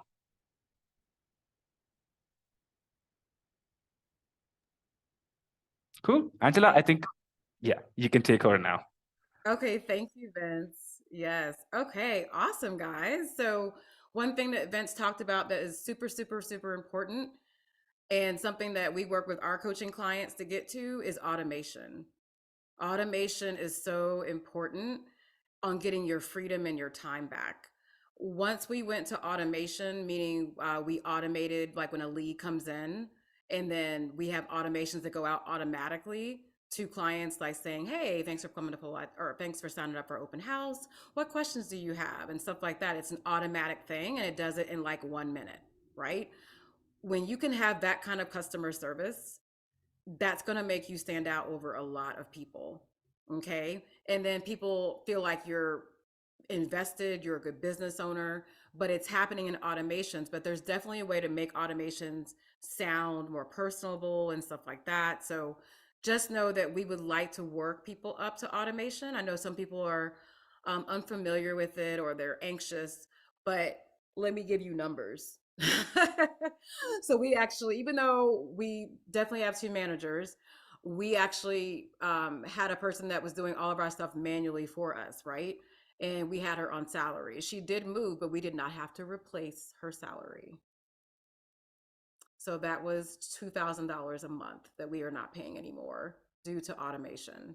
So we cannot stress that how much money you can save to put into your back to your marketing budget, and then also getting freedom in your business. I think that is the biggest thing, is you want to be able to have some time back, because we've already done all the manual stuff because we are older. Aaron and I are seasoned. We're over 40 and we've been doing this since 2006. So we know what it's like to have to do all that manual work. But the landscape has changed, you guys. Like back in 2006, and some of y'all that are on here probably have been in business as long as we have, it used to be so easy. It'd be like, put an ad in the yellow pages and put something on Craigslist. And they all just came, right? It was just like, we didn't have Instagram. We didn't have Facebook. We didn't have YouTube. We didn't have Pinterest. I know some of you are like, what? Yes, this stuff did not exist in 2006, 2008. Like YouTube didn't come to 2008. So like we didn't have any of these things. So now we have to manage more things, which is overwhelming. And so we have to be open to automation and what it can do for you, and you can make it sound personable. Like when we ask questions, when we do automations, we're like, okay, so what questions do you have? They think that they're talking to a person, and they are. You can respond back, right? You can respond back. It's not like they're just going into this like world and you can't respond back to them, right? So the automation piece is what we want to work people up to. However, what we show you guys tomorrow with the leads, okay, you can go and manually download them, okay, and just get on your phone and just text them. And we have clients right now that's just where they're at right now, and that's fine because they want to get something going next week, because we're in our next push for North America of our next bunch of students coming through, because there's seasonalities to your business, right? Like January through March is typically busy for North America. I'm talking about here. January through March, April is busy. We see a little bit of a slump when we start getting like to June, July, and then a little bit of August, and then it pumps back up September, October, and then we die back down about November, December, right? So that's the cycles of your business, okay? And so if you need to get something going like next week, by tomorrow you will be able to do that, okay? But we definitely want to think about that whole picture that we talked about early on, okay? We're going to drop a bonus in the chat for you guys, and you can grab it. If you didn't, you can definitely email us. It's a PDF, and what it is it's a client avatar sheet. So I'm just going to share my screen, and then we're going to wrap this up here. And basically what we talked about earlier and this ties in for tomorrow. So if you have some free time and you want to work through this tonight as a little bit of homework, this is discovering your brand personality and who is your target audience. And remember we talked about earlier about when you craft your language for your ad, you want to speak to that person. Okay. We have multiple pole and aerial studios, yoga studios, all type of studios in Atlanta. And all of us don't speak to the same client. There are some people who want the real fitness side of pole. There's people who want like a faster track for pole. There could be people who really want like an aero yoga studio, people who want more different like vinyasa, they want a different style of yoga, right? So you want to speak to what your client that you want in your studio likes. And so part of that, and I know this might seem like elementary, some people are like, oh, I know, but Aaron and I go through this every year, once a year. We go back and see if things have changed. Are we looking for the same people? Has our age demographic changed? What are like clients wanting? And so really taking a deep dive into what your clients want. So when we start talking about your ad language tomorrow, when you're writing your copy, for your ad, you are actually um, speaking to them. Mm-hmm. That's so important because then you just grab people who don't need to be in your business. You know, Right, because like, everybody is not your client, you guys. yeah, everybody is not your client. And that's okay. You want the people because once you speak to the right client, you're going to see your conversion rates go up on membership. Okay. That's the thing. Your conversion rates are going to go up if you speak to the right client. But if you're speaking to everybody, they're just going to be annoyed when they get to your studio and be like, "Oh, that's not what I wanted," or da da da da da. When people are like, when they come to our open house, like, "I hate working out," we're like, "Great, you're in the right place." Most everybody here doesn't like working out, but they like doing this because it's more entertaining for them to get motivated to work out, right? But if someone's looking for like CrossFit and they're like, "No, I'm trying to do this and do that," and they come to our studio, like, "We're gonna learn how to walk today, and we're gonna learn how to hip roll," they're gonna be like, "Wait, I thought we are going to be doing pole push-ups and this and that and flip it upside down." It's like, well, no, that's not what we're doing. Same thing with yoga. There's certain yoga vibes that people want, that other yoga studios might not, something as simple as music. Some yoga studios use music, like, rock music, pop music, hip hop music, and some yoga studios use none. Yeah. Some studios speak more to beginners. Some studios do not. So it's just something that you kind of have to do some groundwork on so your ads will work better. So Yeah, all businesses aren't the same, you guys, and you want to figure out what makes your business stand out so you can know and so you can plan and you can market better. yeah. So okay, guys. Yes, Bookee, Priya, you guys are taping this. Like, how long will it She take? was I know it takes a wondering. minute for it to process. Yeah, no, it doesn't take that long. I think by the end of the day, it should be ready and we'll be able to email it to everyone. Okay. Yes. Yeah. Awesome. Very good. Okay, guys. Well, it's 3:02. So tomorrow, let's bring a picture. Let's gather some pictures of something you might want to use on the ad. Okay. Think about who you're trying to target. And then we're also going to go over metrics tomorrow. So this is really important. We're going to show you how to turn your ads off in 48 hours because you can tell in 48 hours if your ad is not working when you're running a lead form campaign. It's going to be real easy. It's two metrics we watch.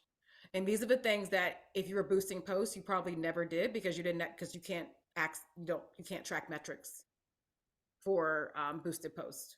Okay, so we're gonna go over what to track, and we have a bonus where we give you guys a spreadsheet that you can take with you so that you know exactly what to do, and that way it's going to be you have guidance. You have guidance on what to track, but it's only two metrics that we're going to track, and that's it. It's very simple. Anything else, Aaron, they need to bring tomorrow? We're gonna do a picture. We're doing some graphics. I think that's it. We're not doing any talk or anything. Yeah. So we're just gonna oh, you're welcome, guys. Oh, you're welcome, Jesus. Oh, thank you. Yeah, we put a lot of work. Like I said, Aaron and I were just so upset with Facebook ads after 2021, especially, and we were just in tears. We were like, "Oh my gosh, such a big way to get eyes on our business," but we didn't give up. We did cry a little bit. We did get back on the horse. And now we're here and we just want to share the knowledge because we want everybody to win. We want everybody to win. We want everybody to be successful. We don't want to hold the information back from people. Hell no. Let Everybody needs everybody to eat. know. Say again. Everybody needs to eat. Everybody needs to eat, and we Yes. want everybody to be successful, and we don't want people to be in the dark. And we don't want you to have to pay $10,000 like we did. That's just crazy amount of money to learn how to do ads. But that's why we do this for free, and then we do have coaching at a very reasonable cost, so business owners can have access to the information versus being left out in the dust, and then your business is suffering because of it. And we really want to make a difference outside of just our business. We want everybody to be successful. We are just really big people about that. But tomorrow, just to recap, think about pictures you want to bring to run on your ad, or video that you want to bring on your ad.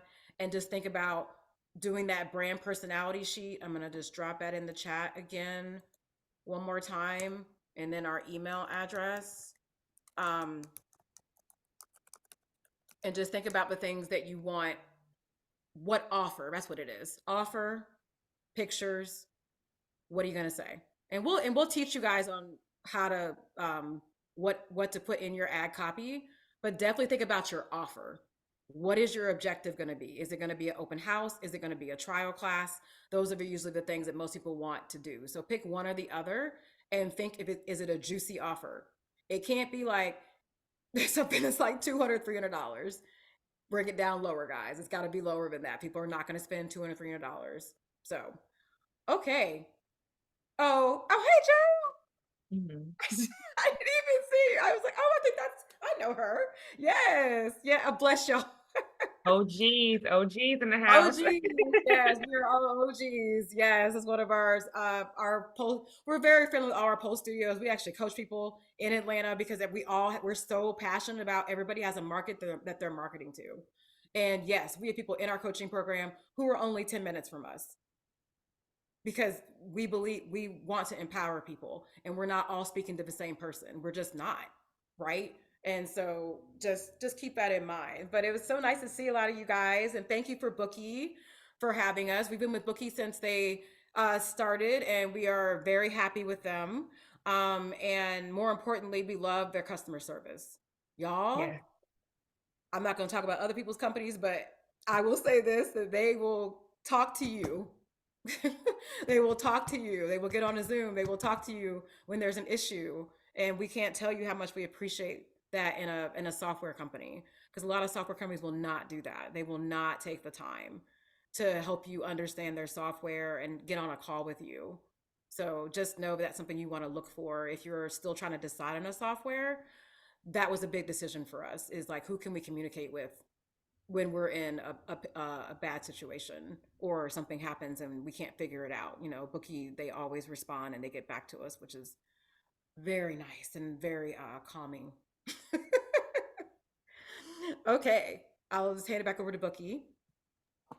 Hey, Angela and Erin. This was a really great session, and I think the chat says it all. It's been buzzing since we started, and it's been so informative.